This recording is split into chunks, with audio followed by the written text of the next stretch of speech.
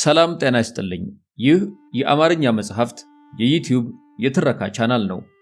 በዚህ ቻናል ዘወትር ሰኞ፣ ረቡዕ እና አርብ ምሽት 3 ሰዓት ላይ የተመረጡ የአማርኛ መጽሐፍት ትረካዎችን ወደ እናንተ እናደርሳለን።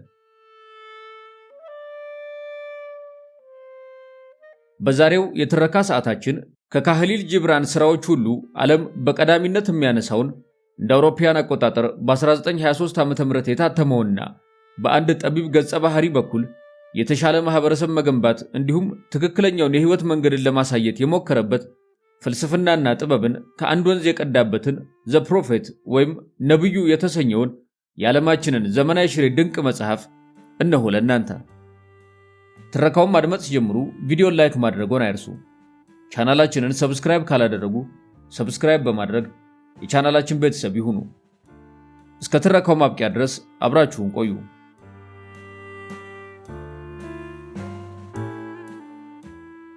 ውድ የቻናላችን ቤተሰቦች፣ በርካታ የተለያዩ ጥቅሞችን የያዘና የንባብ ልምዳችሁን እንዲሁም የትረካ ፍላጎታችሁን በተለያዩ ስራዎች ለማሳደግና ወደ እናንተ በስፋት ለማድረስ ይረዳን ዘንድ የአባልነት የሜምበርሺፕ ፕሮግራም እናብስራችሁ። የቻናላችን ሆም ውስጥ ሲገቡ ሰብስክራይብ ከምትለው ዋጎን የሚያገኟትን ጆይን የምትለውን ጽሑፍ ወይንም በዚህ ቪዲዮ ስር በሚገኘው ዲስክሪፕሽን ውስጥ ሜምበርሺፕ የሚለውን ሊንክ በመጫን የተለያዩ ጥቅሞች ያሏቸውን የአባልነት ደረጃዎች ያገኛሉ። ቻናላችንን ለመደገፍና ተጨማሪ የንባብ ክህሎቶን እንዲሁም የትረካ ፍላጎቶን ከተለያዩ ጥቅሞች ጋር ለማሟላት ሜምበር በመሆን የእውቀት አድማስዎን ያስፉ። ይህንንም ስለሚያደርጉ እናመሰግናለን። ካህሊል ጂብራን ነብዩ። ትርጉም ሀብታሙ ተስፋዬ። ተራኪ የአማርኛ መጽሐፍት የዩቲዩብ የትረካ ቻናል።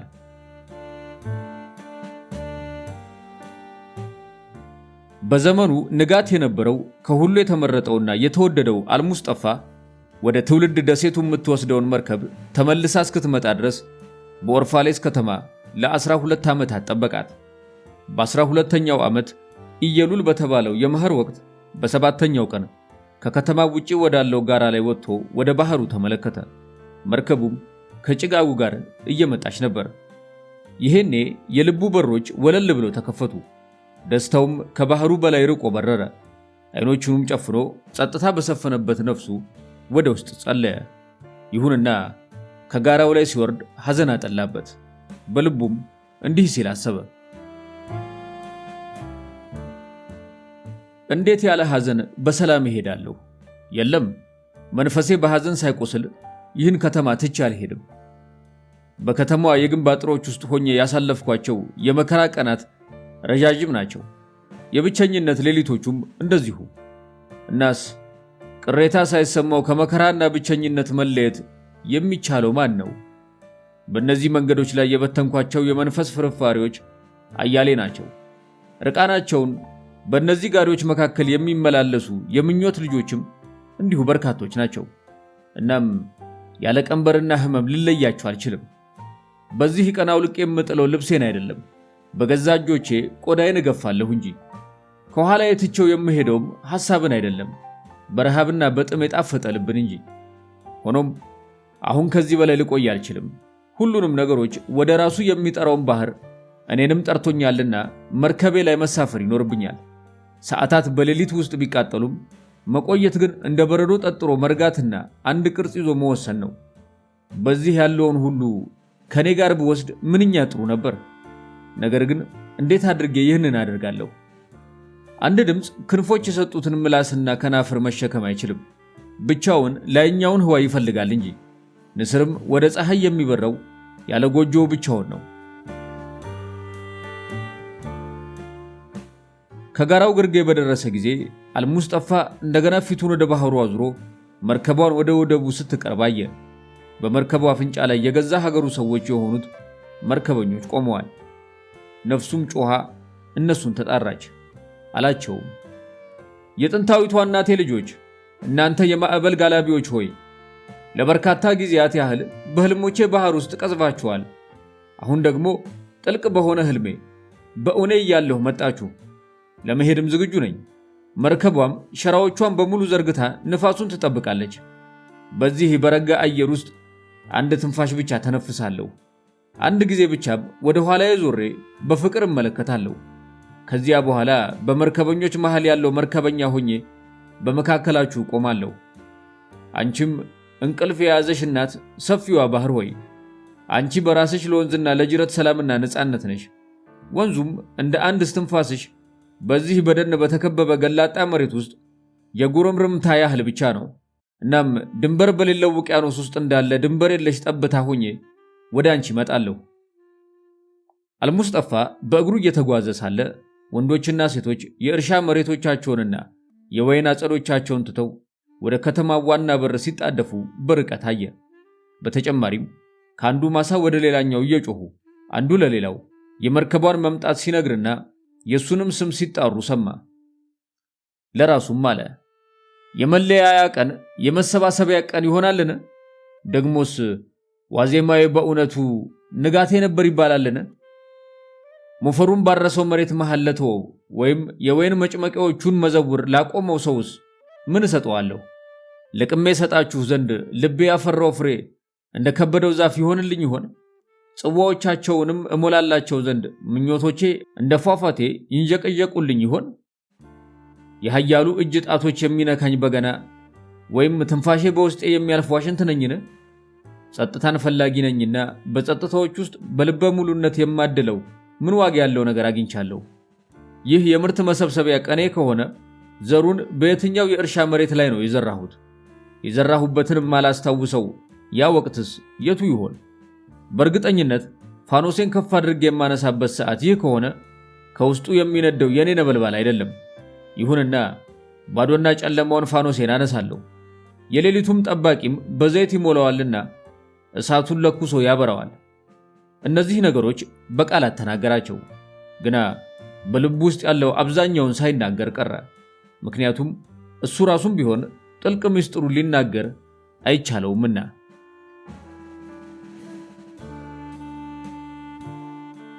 ወደ ከተማው በዘለቀ ጊዜ ሁሉም ሰዎች እርሱን ለማግኘት መጡ። ድምፃቸው አንድ የሆነ እስኪመስልም ያለቅሳሉ። የከተማው አዛውንት ቀረብ ብለው ከፊቱ ቆሙ። አሉትም፣ ከኛ ዘንድ አትሂድብን፣ በጨለመብን ጊዜ ቀትር ሆነህልናል። ወጣትነትህም ለህልማችን ህልሞችን ሰጥቶናል። አንተ በእኛ ዘንድ ልጃችንና በጣም የምንወድህ እንጂ አዲስ መጤ ወይም እንግዳ አይደለህም። ስለዚህ አይኖቻችን የፊትህን ገጽታ ተርበው እንዲሰቃዩ አትፍቀድ። መነኮሳትና መነኮሲያቶችም እንዲህ አሉት፣ ከእንግዲህ የባህሩ ሞገዶች አይለያዩን። ከኛ ዘንድ ያሳለፍካቸው ዓመታትም ትዝታ አይሁኑ። በመካከላችን እንደ መንፈስ ሆነ ተመላልሰሃል። ጥላህም በፊታችን ላይ የሚበራ መብራት ሆኗል። አጥብቀንም ወደንሃል። ሆኖም ፍቅራችን ቃል አልባ በዓይነ ርግብም የተጋረደ ነው። አሁን ግን ፍቅራችን ድምፁን ከፍ አድርጎ ወደ አንተ ይጮኻል።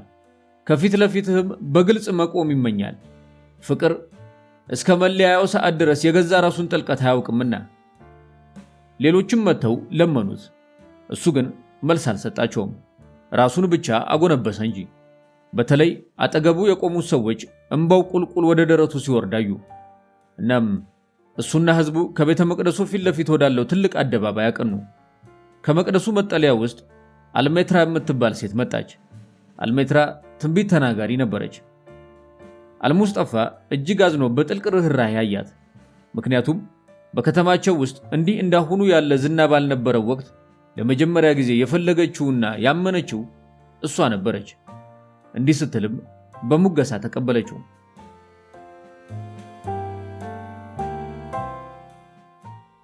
ከሁሉ የላቀውን ፍጽምናን የምትሻ የእግዚአብሔር ነቢይ ሆይ፣ የመርከብህን መንገዶች ለረጅም ጊዜ ስትፈልግ ቆይተሃል። አሁን ግን መርከብ መታለችና መሄድ ይገባሃል። ለታላላቅ ምኞቶችህ መኖሪያ ቦታዎችና ለተዘክሮችህ አገር ያለህ ናፍቆት ትልቅ ነውና ፍቅራችን አያስርህም፣ ፍላጎቶቻችንም አያግዱህም። ይሁንና ትተኸን ከመሄድ በፊት እዚሁ ያንተን እውነት እንድትነግረንና እንድትሰጠን እንጠይቀሃለን። እኛም ይህን ለልጆቻችን እንሰጣቸዋለን፣ እነሱም ለልጆቻቸው። በዚህ መልኩ እውነቱ ጠፍቶ አይቀርም። በብቸኝነት ውስጥ ቀኖቻችንን አይተሃል። በንቃትህም ጊዜ የእንቅልፍ ልባችን ለቅሶና ሳቅ አዳምጠሃል። ስለዚህ አሁን ራሳችንን ለኛ ግለጥልን። በልደትና በሞት መካከል ስላለው ሁሉ የታዩህን ንገረን። እሱም መለሰ፣ የኦርፋሌስ ሕዝቦች ሆይ አሁን እንኳን በነፍሶቻችሁ ውስጥ ከሚንቀሳቀሰው በስተቀር ስለምን ልናገር እችላለሁ? አልሜትራም አለች፣ ስለ ፍቅር ንገረን። አልሙስጠፋ ራሱን አቅንቶ ወደ ሕዝቡ ተመለከተ። ጸጥታ ረብቦባቸው አየና በታላቅ ድምፅ እንዲህ አላቸው፣ ፍቅር በዓይኑ ጥቅሻ በጠራችሁ ጊዜ መንገዶቹ ምን ያህል አስቸጋሪና አቀበት ቢሆንም ተከተሉት። ክንፎቹ ሲያቅፋችሁም ተሸጎጡበት። በላባዎቹ መሃል የተደበቁት ሰይፎች ቢያቆስሏችሁም ወደ ኋላ አታፈግፍጉ። ሲያነጋግራችሁም እመኑት። ድምፁ የሰሜን ኃይለኛ ነፋስ የአትክልትን ስፍራ እንደሚያውድም ሁሉ ሕልሞቻችሁም ቢበታትንባችሁም እሱን ከማመን አታመንቱ። ፍቅር ዘውድ የሚደፋላችሁን ያህል ይሰቅላችሁም ይሆናል፣ የሚያሳድጋችሁንም ያህል ይከረክማችኋልም። እስከ ጫፍ ከፍ ብሎ በፀሐይ ውስጥ የሚወዛወዙት እጅግ ለስላሳ ቅርንጫፎቻችሁን በፍቅር እንደሚደባብስ ሁሉ በመሬት ውስጥ ቁልቁል ወደ ሥራችሁ ወርዶም ተጠምጥሞም ከመሠረታችሁ ይነቅላችኋል። እንደ በቆሎ ክምር ወደ ራሱ ይሰበስባችኋል። ርቃናችሁንም ሊያስቀራችሁም ይወቃችኋል። ከላንፋችሁም ሊያላቅቃችሁም ይነፋችኋል። ነጭ ዱቄት እስክትሆኑም ድረስ ይፈጫችኋል። እስክትለወጡም ያቦካችኋል። ከዚያ ለእግዚአብሔር ቅዱስ ድግስ የምትቆረሱ ቅዱስ ዳቦች ትሆኑ ዘንድ ወደ ተቀደሰው እሳት ውስጥ ይጨምራችኋል። ፍቅር እነዚህን ሁሉ ነገሮች የሚያደርግባችሁ የልባችሁን ምስጢራት እንድታውቁና በዚያ ዕውቀትም የሕይወት ልብ አንድ ግማድ እንድትሆኑት ነው። ይሁንና ፍርሃት አድሮባችሁ የፍቅርን ሰላምና የፍቅርን ደስታ ብቻ የምትሹ ከሆነ እርቃናችሁን ሸፍናችሁ ከፍቅር የመውደቂያ ውድማ ወጥታችሁ ብትሄዱ ይሻላችኋል። ወደዚያ የሄዳችሁበት ወቅቶች የማይፈራረቁበት ወቅት አልባ ዓለም ውስጥም ትስቃላችሁ። ነገር ግን ሳቃችሁን ሁሉ አትስቁትም፣ ታለቅሳላችሁም፣ ግን እንባችሁን ሁሉ አታፈሱትም። ፍቅር ራሱን እንጂ ሌላ ምንም አይሰጥም፣ ከራሱ እንጂ ከሌላ ከማንም ምንም አይቀበልም። ፍቅር ለፍቅር በቂ ነውና። ፍቅር ምንም ንብረት የለውም፣ የማንም ንብረትም አይሆንም። ስታፈቅሩ እግዚአብሔር በልቤ ውስጥ ነው ማለት የለባችሁም፣ እኔ በእግዚአብሔር ልብ ውስጥ ነኝ በሉ እንጂ። ደግሞም የፍቅርን መንገድ አቅጣጫ ለመምራት የምትችሉ አይምሰላችሁ። ዋጋ ያላችሁ ብቁ ሆናችሁ ካገኛችሁ ፍቅር ራሱ የመንገዳችሁን አቅጣጫ ይመራላችኋል እንጂ። ፍቅር የራሱን ቃል ከመጠበቅ ውጪ ሌላ ምኞት፣ ፍላጎት የለውም። ይሁንና ካፈቀራችሁና ምኞቶች ሊኖራችሁ የግድ ካስፈለጋችሁ ምኞቶቻችሁ እነዚህ ሁኑ።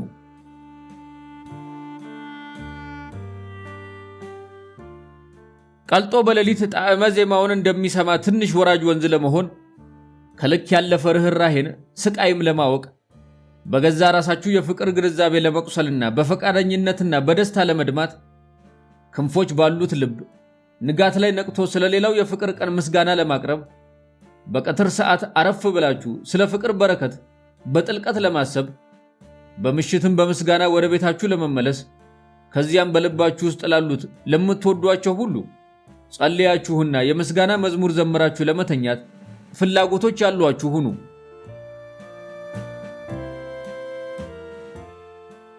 አልሜትራ እንደገና ተናገረች። አለችው፣ መምህር ሆይ ስለ ጋብቻስ ምን ትላለህ? እሱም አለ፣ የተወለዳችሁት አብራችሁ ነው፣ አብራችሁም ለዘላለም ትኖራላችሁ። የሞት ነጫጭ ክንፎች ቀናችሁን ባጨለሙባቸው ጊዜ አብራችሁ ትሆናላችሁ። አዎን፣ ሌላው ቀርቶ በጸጥተኛው የእግዚአብሔር ዝክር ውስጥ እንኳን አብራችሁ ትኖራላችሁ። ነገር ግን በአብሮነታችሁ ውስጥ ክፍት ስፍራዎች ይኑሩ። እርስ በእርስ ተፋቀሩ እንጂ የፍቅር ሰንሰለት አታብጁ። ይልቅስ በነፍሶቻችሁ ዳርቻዎች መካከል የሚንቀሳቀስ ባህር ይኑር። እርስ በእርሳችሁ ጽዋችሁን ተሞላሉ እንጂ ከአንዱ ጽዋ አትጠጡ። ከዳቦዎቻችሁ አንዳችሁ ለሌላችሁ ስጡ እንጂ ከአንድ ቁራሽ ዳቦ አትብሉ። በአንድነት ዘምሩ፣ በአንድነት ጨፍሩ፣ ደስም ይበላችሁ። ነገር ግን እያንዳንዱ ለብቻው ይሁን። የክራር ክሮች እንኳን በአንድ ሙዚቃ አብሮ ቢርገበገቡም የታሰሩት ለብቻቸው አይደለምን? ልቦቻችሁን ስጡ እንጂ አንዳችሁ የሌላችሁን ልብ አትያዙ። ልቦቻችሁን ሊይዝ የሚችለውስ የሕይወት እጅ ብቻ አይደለምን? ደግሞም አብራችሁ ቁሙ እንጂ በጣም ተቀራርባችሁ አትቁሙ። የቤተ መቅደስ ምሰሶዎችም ተራርቀው ነውና የሚቆሙት። ደግሞስ የባሉጥ ዛፍና ጥድ አንዳቸው በሌላኛው ጥላ ስር ተሸፍነው ያድጋሉን? በደረቷ ሕፃን ያቀፈች አንዲት ሴትም አለች፣ ስለ ሕፃናት ንገረን። እሱም አላት፣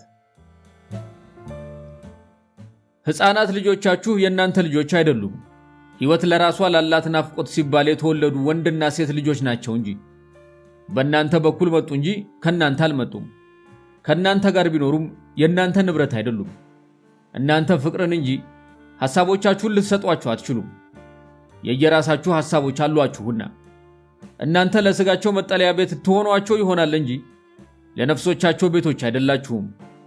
ነፍሶቻቸው የሚኖሩት እናንተ ልታዩት በማትችሉት በሕልማችሁ እንኳን ልትጎበኙት በማይቻላችሁ በነገ ቤት ውስጥ ነውና እናንተ እንደነርሱ ለመሆን ሞክሩ እንጂ እነሱ እንደናንተ እንዲሆኑ አትፈልጉ። ሕይወት ወደ ኋላ ይመለሳልን? ትላንትና ላይ ቆሞስ ይቀራልን? እናንተ ሕፃናት ልጆቻችሁ ሕይወት እንዳላቸው ቀስተኞች ሆነው ወደፊት የሚመነጠቁባቸው ደጋኖች ናችሁ። ቀስት ወርዋሪው መጨረሻ በሌለው ጎዳና ላይ ያለውን ኢላማውን ያተኩራል። ቀስቶቹ ተወናጭፈው ርቀው ይሄዱ ዘንድ በታላቅ ኃይል እናንተን ያጎብጣችኋል። በቀስት ወርዋሪው እጅ መግቦጣችሁ በደስታ ተቀበሉት፣ ለበጎም ይሁን። እሱም የወነጨፈውን ቀስት የሚያፈቅረውን ያህል የረጋውን ደጋና አያፈቅረውምን?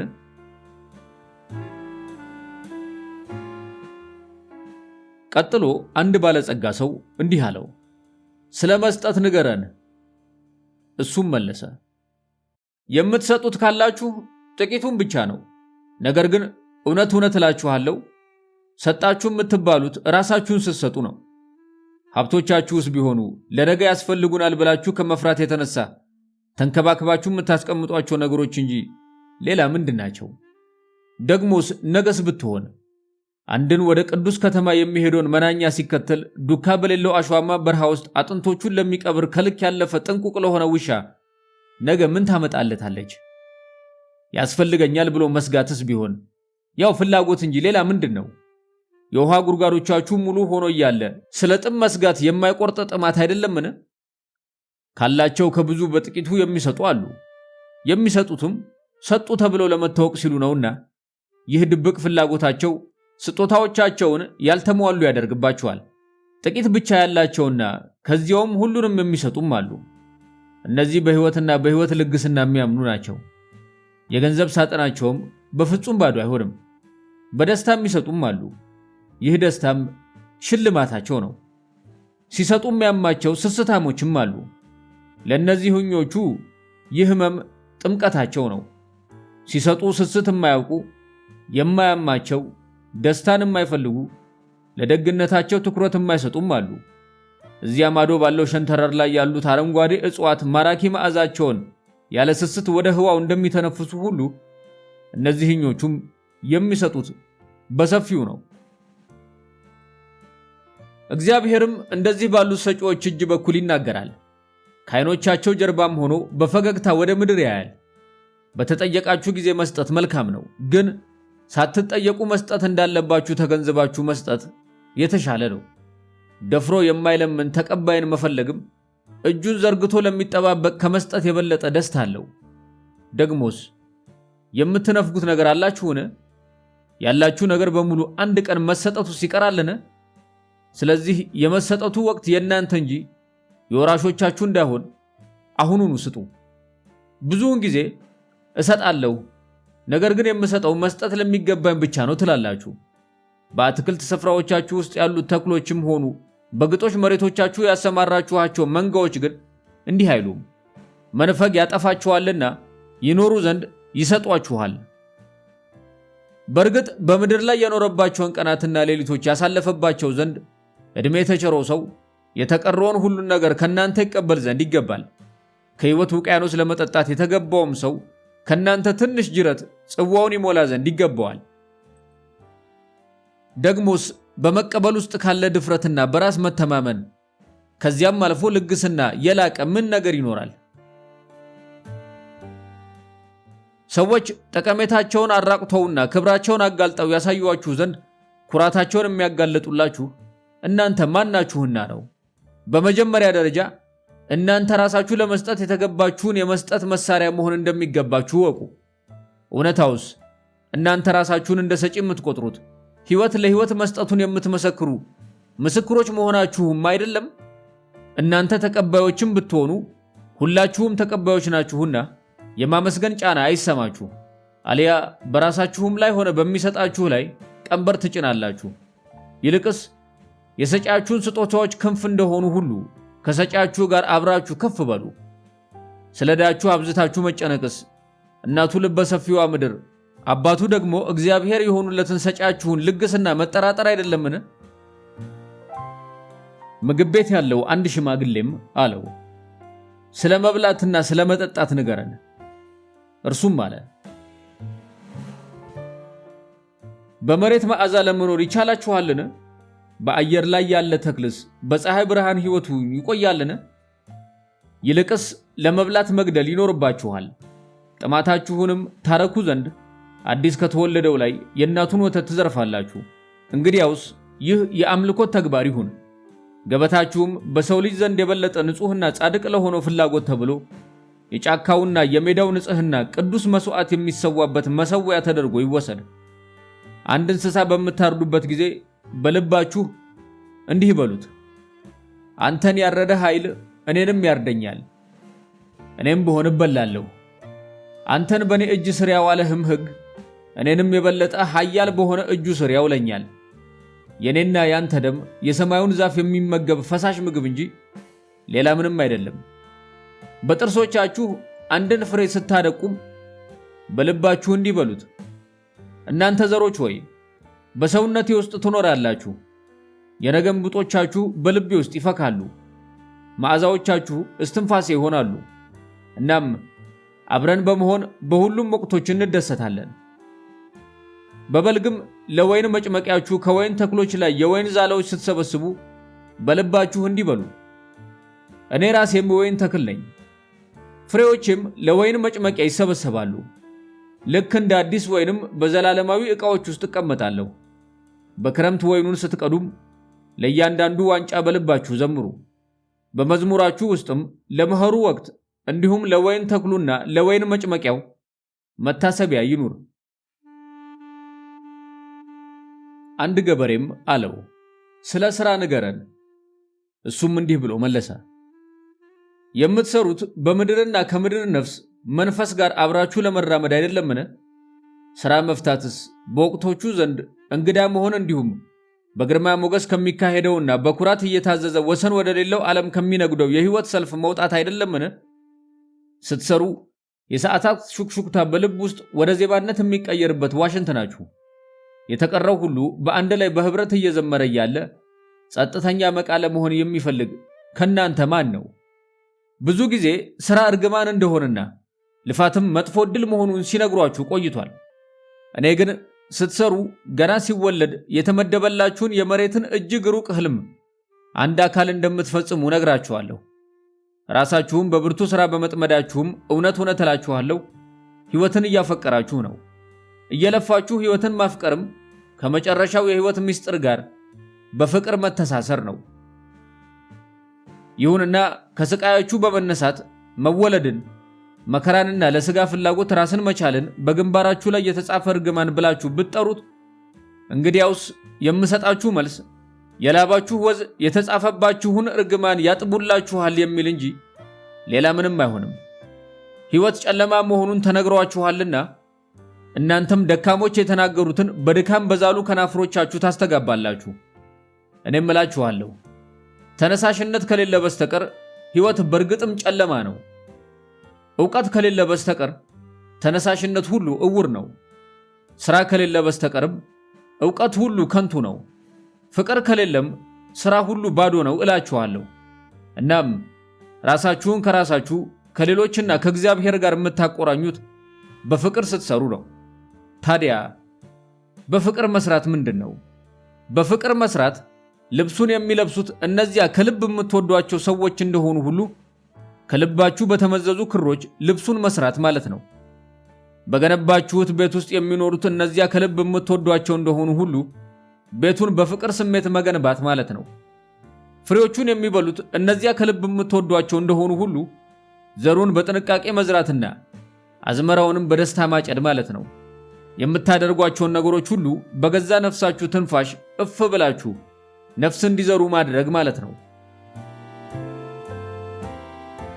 ከዚህ ዓለም በሞት የተለዩ ብፁዓን በሙሉ ካጠገባችሁ ቆመው እያስተዋሏችሁ መሆኑን ማወቅም ማለት ነው።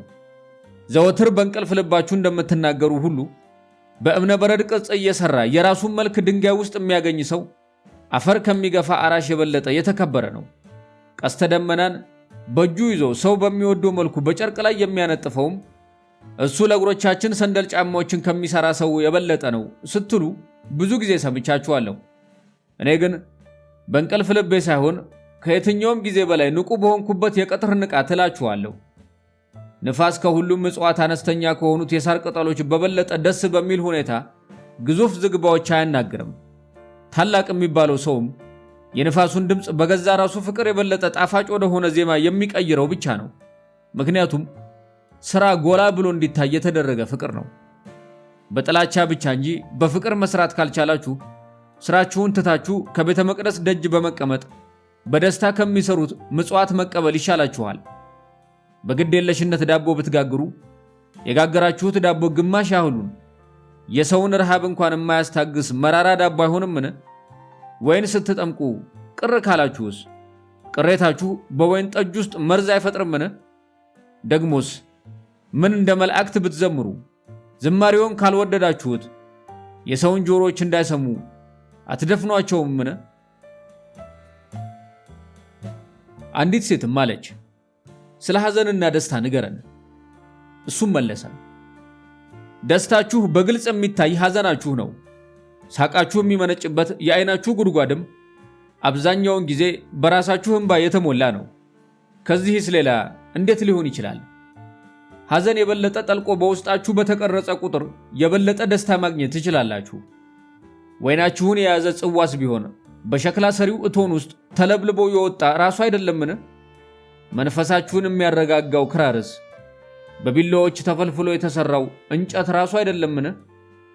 ደስ ሲላችሁ ዘልቃችሁ ወደ ልባችሁ ውስጥ ተመልከቱ።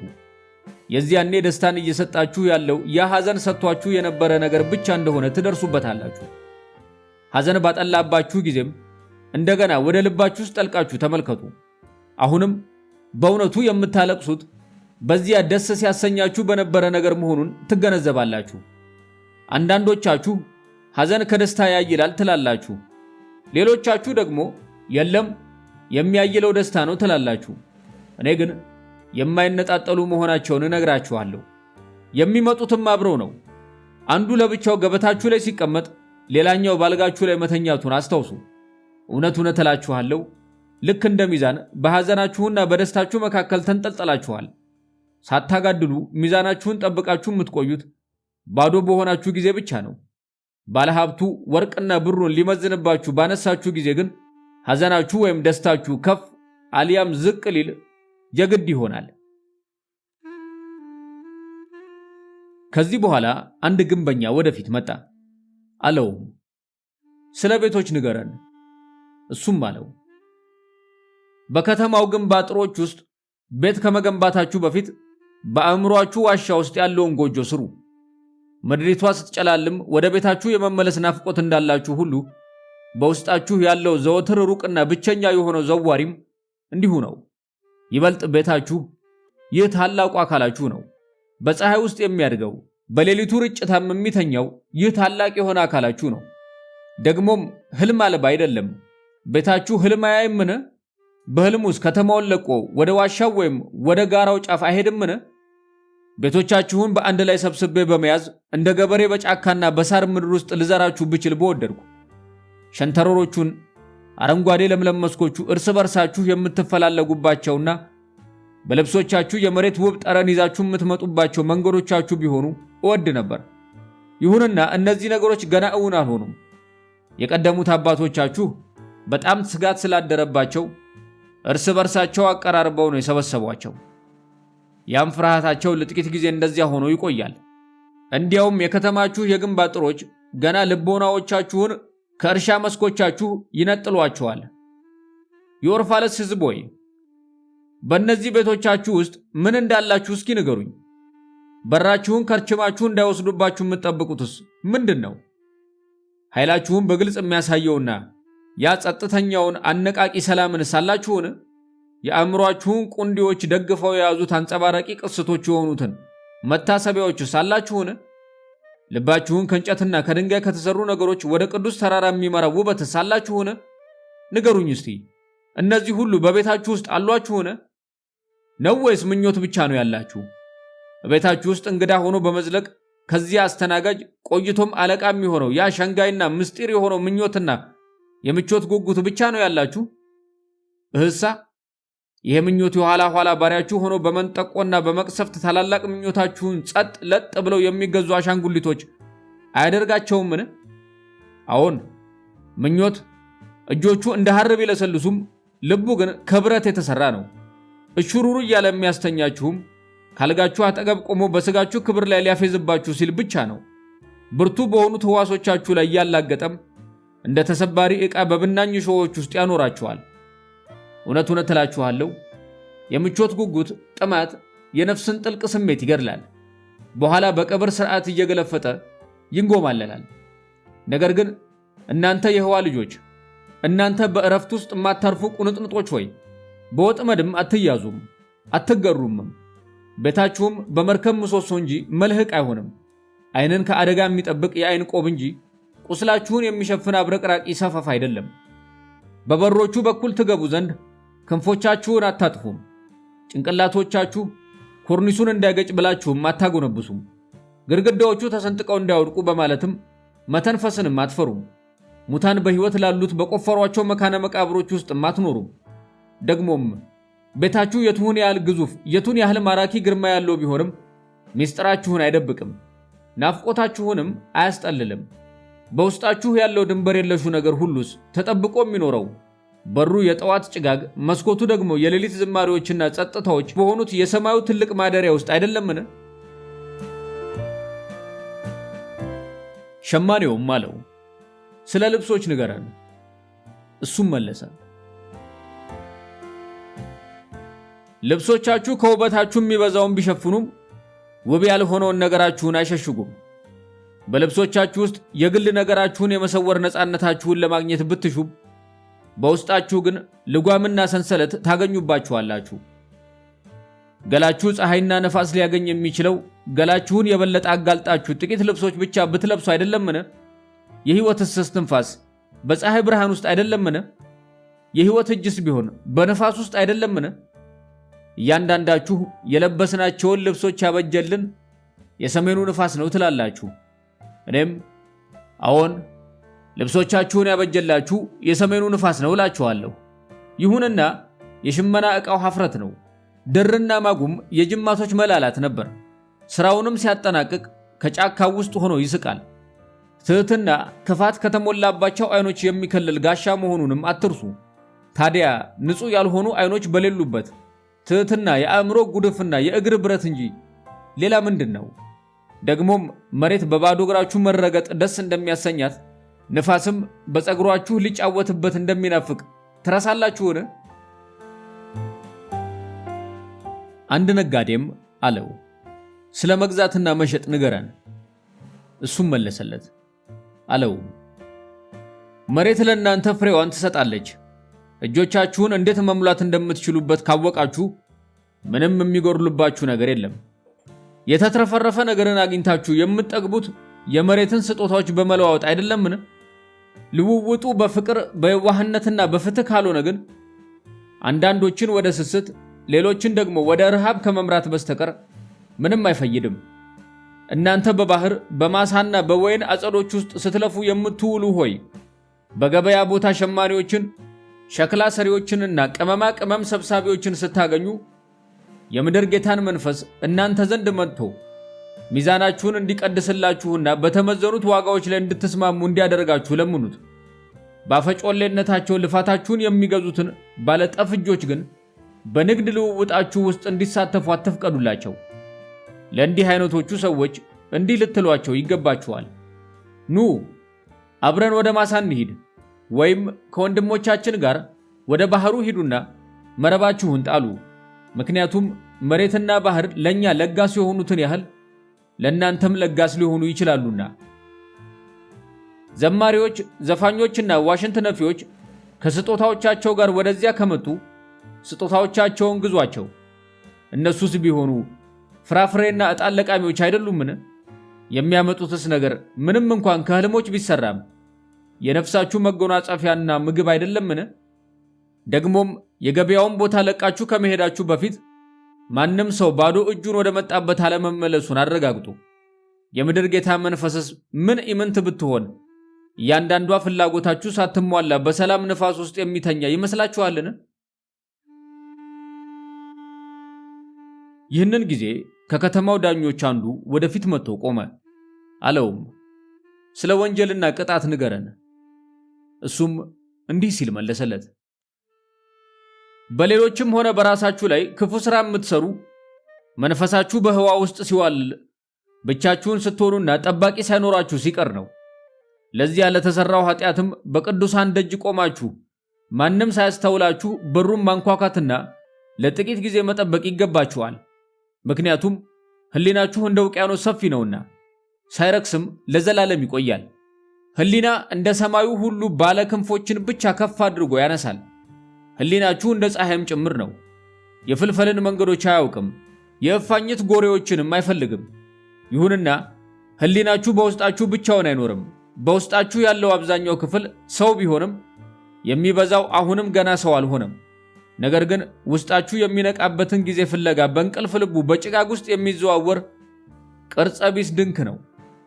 አሁንም መናገር የምፈቅደው በውስጣችሁ ስላለው ሰው ነው። ስለ ወንጀልና ስለ ወንጀል ቅጣትስ የሚያውቀው ያ ህሊናችሁ ወይም ጭጋጉ ውስጥ ያለው ድንክ ሳይሆን እሱ ራሱ ውስጣችሁ አይደለምን? ብዙውን ጊዜ ስለ አንድ በደልን የፈጸመ ሰው ስትናገሩ ሰውየው ከናንተ አንዱ እንዳይደለ ይልቅስ ለእናንተ እንግዳና ወደ ዓለማችሁ ዘው ብሎ የገባ ፍጡር እንደሆነ አድርጋችሁ ስትናገሩ ሰማለሁ። እኔ ግን ቅዱሳንና ጻድቃንም እንኳን ቢሆኑ በእያንዳንዳችሁ ውስጥ ካለው ከሁሉ ከፍ ከሚለው በላይ መጥተው ሊታዩ እንደማይችሉ ሁሉ ክፎችና ደካሞችም በውስጣችሁ ካለው ከሁሉ ዝቅ ከሚለው የበለጠ ዝቅ ብለው ሊወድቁ እንደማይችሉ እነግራችኋለሁ። በተጨማሪ ከጠቅላላው ዛፍ ዕውቀት ውጪ አንዲት ነጠላ ቅጠል ብቻዋን ወደ ቢጫነት እንደማትለወጥ ሁሉ ክፉ አድራጊውም ቢሆን የእናንተ ሁሉ ድብቅ ፍላጎት ሳይኖር ክፉ ሊሰራ አይችልም። ልክ እንደ ሰልፈኛ አንድ ላይ ሆናችሁ ነው ወደ ህሊናችሁ የምትጓዙት። እናንተ መንገዱና የመንገዱ ተጓዦች ናችሁ። ከመሃላችሁ አንዳችሁ ቁልቁል ስትወድቁ የምትወድቁት ከኋላችሁ ላሉት ከሚንከባለለው ድንጋይ እንዲጠነቀቁ ስትሉ ነው። አዎን የምትወድቁት ከፊታችሁ ላሉትም ነው።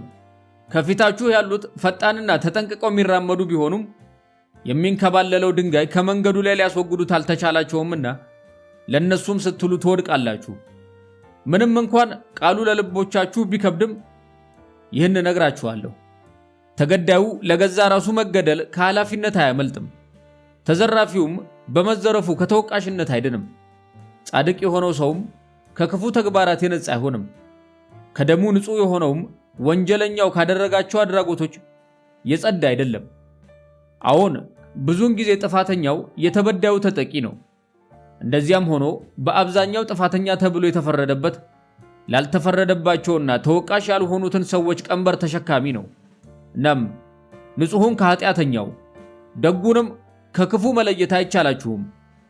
ለምን ብትሉ ጥቁርና ነጭ ክር በአንድነት ልብስ እንደሚሰራባቸው ሁሉ እነዚህም በፀሐይ ፊት አንድ ላይ ይቆማሉና። ጥቁር ክር ሲበጠስ ሸማኔው የሚመረምረው ጠቅላላውን ልብስ ነው፣ የሽመና መሳሪያዎቹንም ሳይቀር ይመረምራል። ከእናንተ ውስጥ ማናችሁም ለባሏ ታማኝ ያልሆነችውን ሚስት ለፍርድ ሊያቀርባት ቢወድ የባሏንም ልብ በሚዛን ይመዝን፣ ነፍሱንም በመለኪያ መሳሪያዎች ይለካ። በዳይን በጅራፍ ሊገርፍ የተነሳም የተበዳዩንም መንፈስ ይመርምር። በእናንተ ውስጥ ማናችሁም ብትሆኑ በጻድቅነት ስም ሌላውን ልትቀጡና በርኩሱ ዛፍ ላይ መጥረቢያ ልታሳርፉ ስትነሳሱ ስሮቹንም ከግምት አስገቡ። አዎን እውነት እውነት እላችኋለሁ የመልካምና የመጥፎ ነገርን የፍሬያማውና የፍሬ አልባውን ስሮች በሙሉ በጸጥተኛው የመሬት ልብ ውስጥ በአንድ ላይ ተሳስረው ታገኟቸዋላችሁ። ታዲያ ተገቢውን ፍርድ ለመስጠት የምትሹ እናንተ ዳኞች ሆይ በስጋው ታማኝ ቢሆን በመንፈሱ ሌባ ለሆነ ሰው ምን ፍርድ ትሰጡታላችሁ? በስጋው ለሚያርድ በመንፈሱ ግን እርሱ ራሱ ለታረደውስ ምን ቅጣት ትጥሉበታላችሁ? እናስ በተግባር አታላይና ጨካኝ ቢሆን እርሱ ራሱ የተጨቆነውንና የተዋረደውንስ እንደምን ትዳኙታላችሁ? ገና ሳይፈረድባቸው ጸጸታቸው ከመጥፎ ድርጊታቸው በእጅጉ በልጦ የተገኘውንስ እንዴት አድርጋችሁ ነው ቅጣት የምትጥሉባቸው? በአግባቡ እያገለገላችሁ የምትገኙት ያ ሕግ በራሱ የሚሰጠው ፍትሃዊ ብይንስ ጸጸት አይደለምን? እንደዚያም ሆኖ በንጹሃን ላይ ጸጸትን ልታሳድሩ ወይም ከጥፋተኞች ልብ ላይ ጸጸትን ነቅላችሁ ልትወጡ አይቻላችሁም። ሳይታዘዝ ከተፍ ከሚለው ሌሊት ሰዎች ከእንቅልፋቸው ሊነቁና ራሳቸውን አተኩሮ ሊመለከቱ ይችላሉና። ታዲያ እናንተ የቀን ደማቅ ብርሃን ባለበት ሁሉንም ድርጊት ካልተመለከታችሁ በስተቀር እንዴት ፍትህን ልታውቁ ይቻላችኋል? አንድ ሰው ይቁምም ይውደቅ የምታውቁትስ በድንክዬ የሱነት ሌሊትና በህሊናው ቀን መካከል በጨለማ ውስጥ ቆሞ ይሆን እንደሆን ብቻ አይደለምን? ደግሞስ የቤተ መቅደስ የማዕዘን ድንጋይ መሰረት ከታችኛው ድንጋይ የበለጠ ከፍ ያለ ይሆናልን? ከዚያም አንድ ጠበቃ አለው፣ መምህር ሆይ ስለ ሕጎቻችንስ ምን ትላለህ? እሱም መለሰለት፣ ሕጎችን ስትደነግጉ ደስ ትሰኛላችሁ። ይበልጥ ደስ የምትሰኙት ግን ሕጎችን በመጣስ ነው። በውቅያኖስ ዳርቻ እየተጫወቱ በቀናነት የአሸዋ ግንቦችን እንደሚገነቡና በኋላም እየሳቁ እንደሚያፈርሷቸው ሕፃናት ናችሁ። ነገር ግን የአሸዋ ግንቦቻችሁን ስትገነቡ ውቅያኖስ ተጨማሪ አሸዋ ወደ ዳርቻ ያመጣላችኋል። እየሳቃችሁ ስታፈርሷቸውም ውቅያኖሱ ይስቅባችኋል። እውነት እውነት እላችኋለሁ ውቅያኖሱ ሁልጊዜ የሚስቀው ከንጹሃን ጋር ነው።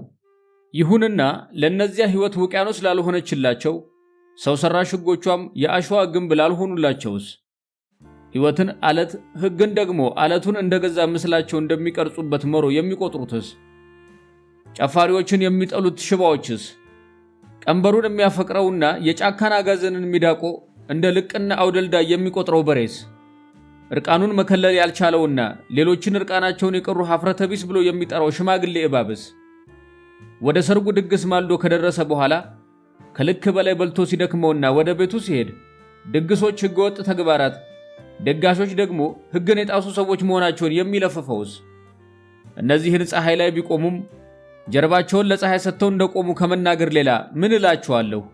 የሚያዩት ጥላቻ ብቻ ነው። ጥላቻዎቻቸውም ሕጎቻቸው ናቸው። ደግሞስ ጀንበር ጥላዎችን የምትጠላ ከመሆኗ ውጪ ለነሱ ምንድን ነች? ሕጎቹን ሲያጸድቁስ አጎንብሰው በመሬት ላይ ጥላዎቻቸውን ረሰሱ እንጂ ሌላ ምን አደረጉ? ይሁንና ፊታችሁን ወደ ፀሐይ አዙራችሁ የምትጓዙ እናንተ በመሬት ላይ ትኩረታችሁን የሚስብ ምን አይነት ምስል ሊሳል ይችል ይሆን? እናንተ ከነፋሱ ጋር የምትጓዙስ አቅጣጫችሁን የሚመራችሁ እንዴት ያለ የነፋስ አቅጣጫ ጠቋሚ ይሆን?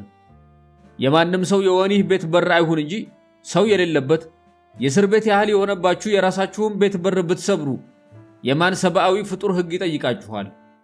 የሰውን የብረት ሰንሰለቶች አይታችሁ ካወቃችሁ እንጂ ምንም የማታውቁ ጨፋሪዎች ብቻ ከሆናችሁ የትኞቹን ሕጎች ትፈራላችሁ? በማንም ሰው መተላለፊያው መንገድ ላይ ካልጣላችኋቸው በስተቀር ልብሶቻችሁን በመቅደዳችሁ ማን ለፍርድ ያቀርባችኋል? የወርፋሌስ ሕዝቦች ሆይ ከበሮአችሁን ልታፍኑት የበገናችሁን ክሮችም ልታላሏቸው ትችላላችሁ። ነገር ግን የሰማዩን ዘማሪ ወፍ እንዳይዘምር ሊይዘው የሚችል ማን ነው? ባንደበተ ርቱዕነቱ የታወቀ አንድ ተናጋሪም አለው፣ ስለ ነፃነት ንገረን። እሱም እንዲህ ሲል መለሰለት፣ በከተማው መግቢያው በር ጋር ከምታነዱት እሳት ዳር ሆናችሁ ራሳችሁን ስትዘርሩና ለገዛ ራሳችሁ ነፃነት ስትሰግዱ ካየኋችሁ ቆይቻለሁ። ባሮች ከጨካኝ ገዢ ፊት ሲቆሙ ራሳቸውን ትሑት አድርገው እንደሚሽቆጠቆጡና ገዢው ቢያርዳቸውም እንኳን እንደሚያመሰግኑት ሁሉ እናንተም እንደዚያ ናችሁ። ከመካከላችሁ እነዚያ በቤተ መቅደስ ጎዳና በጨለማው ምሽግ ውስጥ ያሉትን እጅግ ነፃ ሰዎች እንኳን ሳይቀሩ ነፃነታቸውን እንደ ቀንበር ተሸክመውትና እንደ እጅ ካቴና ታስረውበት አይቻችኋለሁ። በዚህም ልቤ በውስጤ በእጅጉ ደምቷል። እናም ነፃነትን የመሻት ፍላጎታችሁ ልጓም እየሆነባችሁ ነፃነትን እንደ ግብና የመጨረሻ መድረሻ አድርጋችሁ ማሰብ እስካላቆማችሁ ድረስ ነፃ ልትሆኑ አትችሉም። ቀኖቻችሁን ያለ ሐሳብ ካሳለፋችሁ፣ ሌሊቶቻችሁንም ያለ ስጋት ከገፋችሁ በእርግጥም ነፃ ትሆናላችሁ። ይሁንና እነዚህ ነገሮች ሕይወታችሁን ቢተበትቡትም ቢያራቁቷችሁም ከነሱ በላይ ወደ ላይ ወጥታችሁ ያለ ገደብ ከፍ ከፍ ማለት ትችላላችሁ።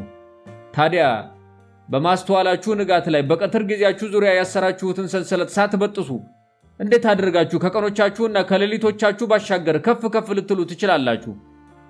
እውነት እላችኋለሁ ይህ ነፃነት ብላችሁ የምትጠሩት ምን ቀለበቶች በፀሐይ ብርሃን ቢያንጸባርቁም አይኖቻችሁን ቢያጥበረብሩም ከነዚህ ሰንሰለቶች ሁሉ የላቀውና ጠንካራው ነው።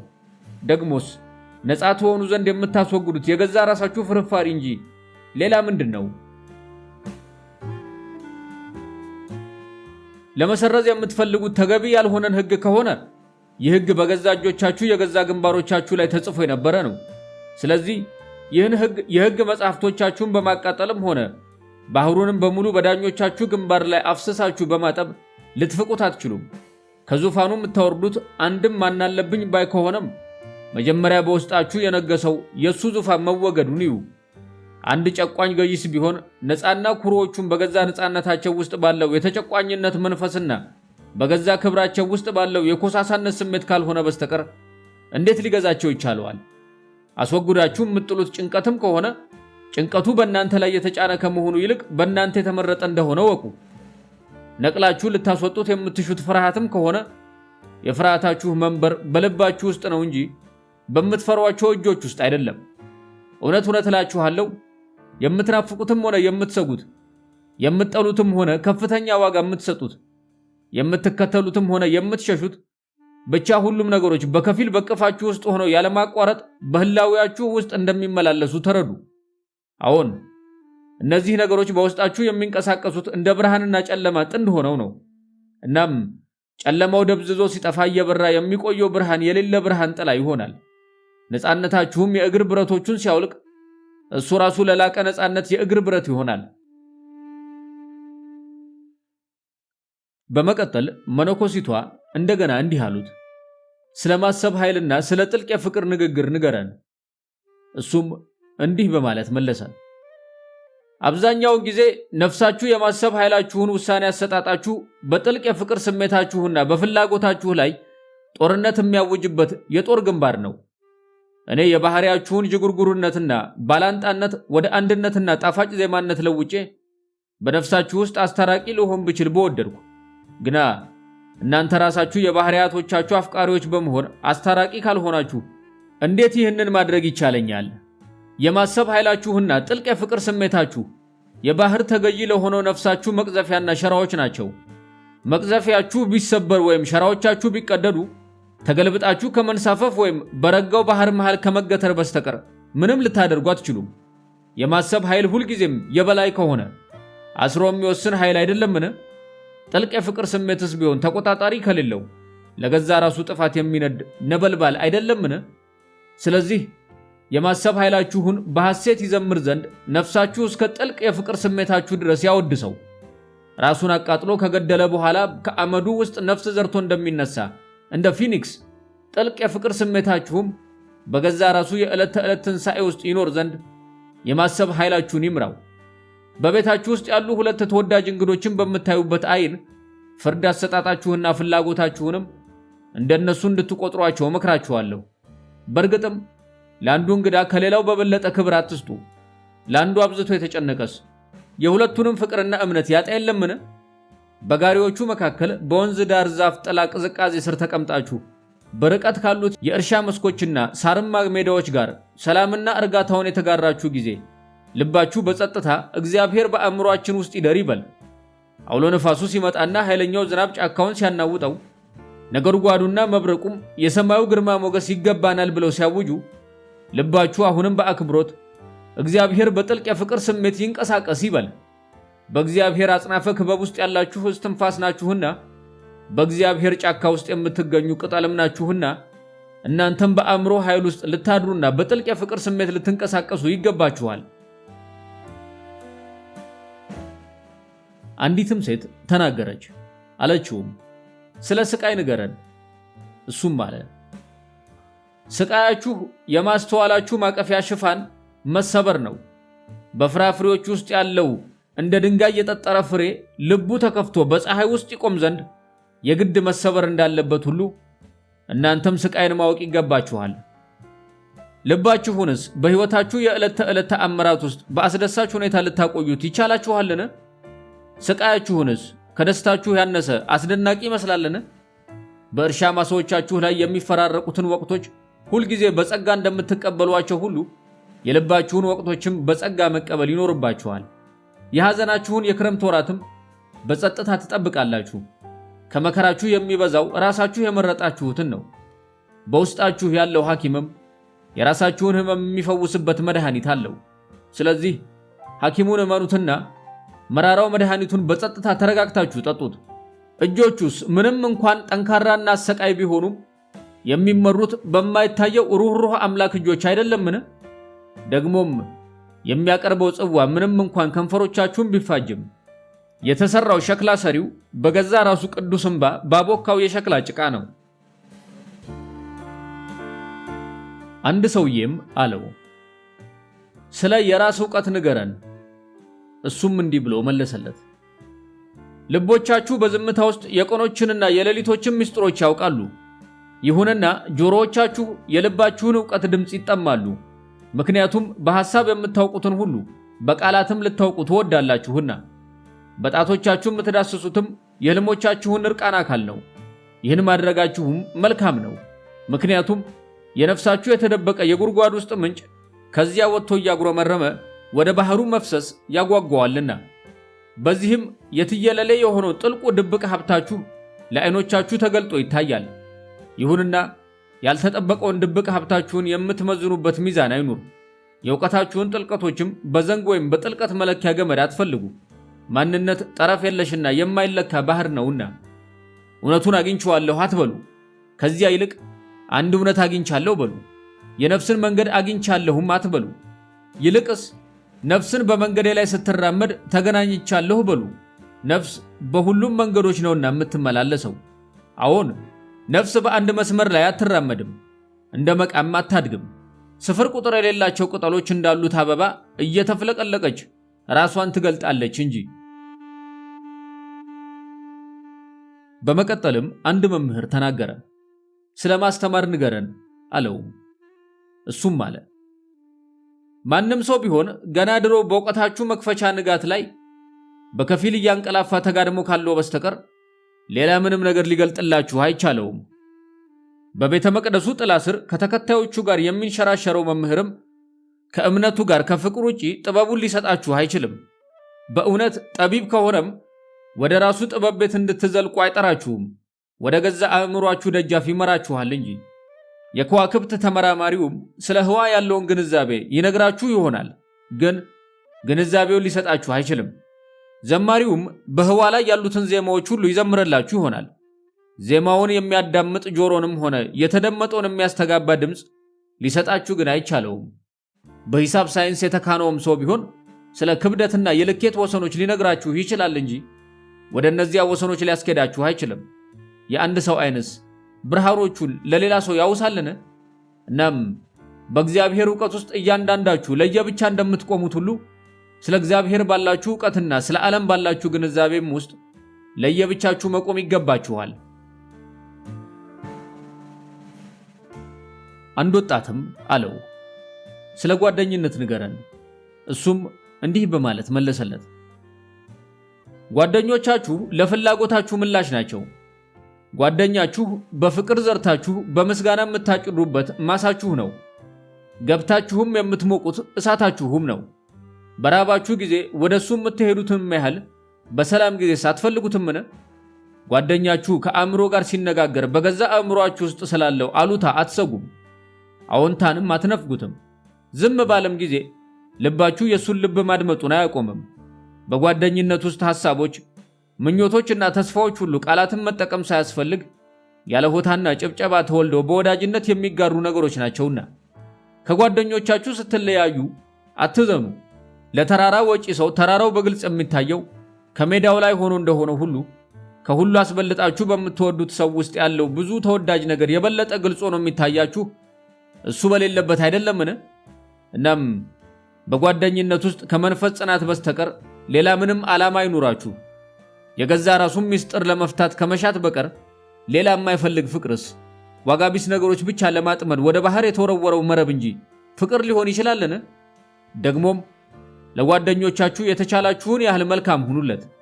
የልባችሁን ባህር ማዕበል ሞገድ ማወቅ ካለበት የውሃ ሙላቱን ጭምር ይወቅ።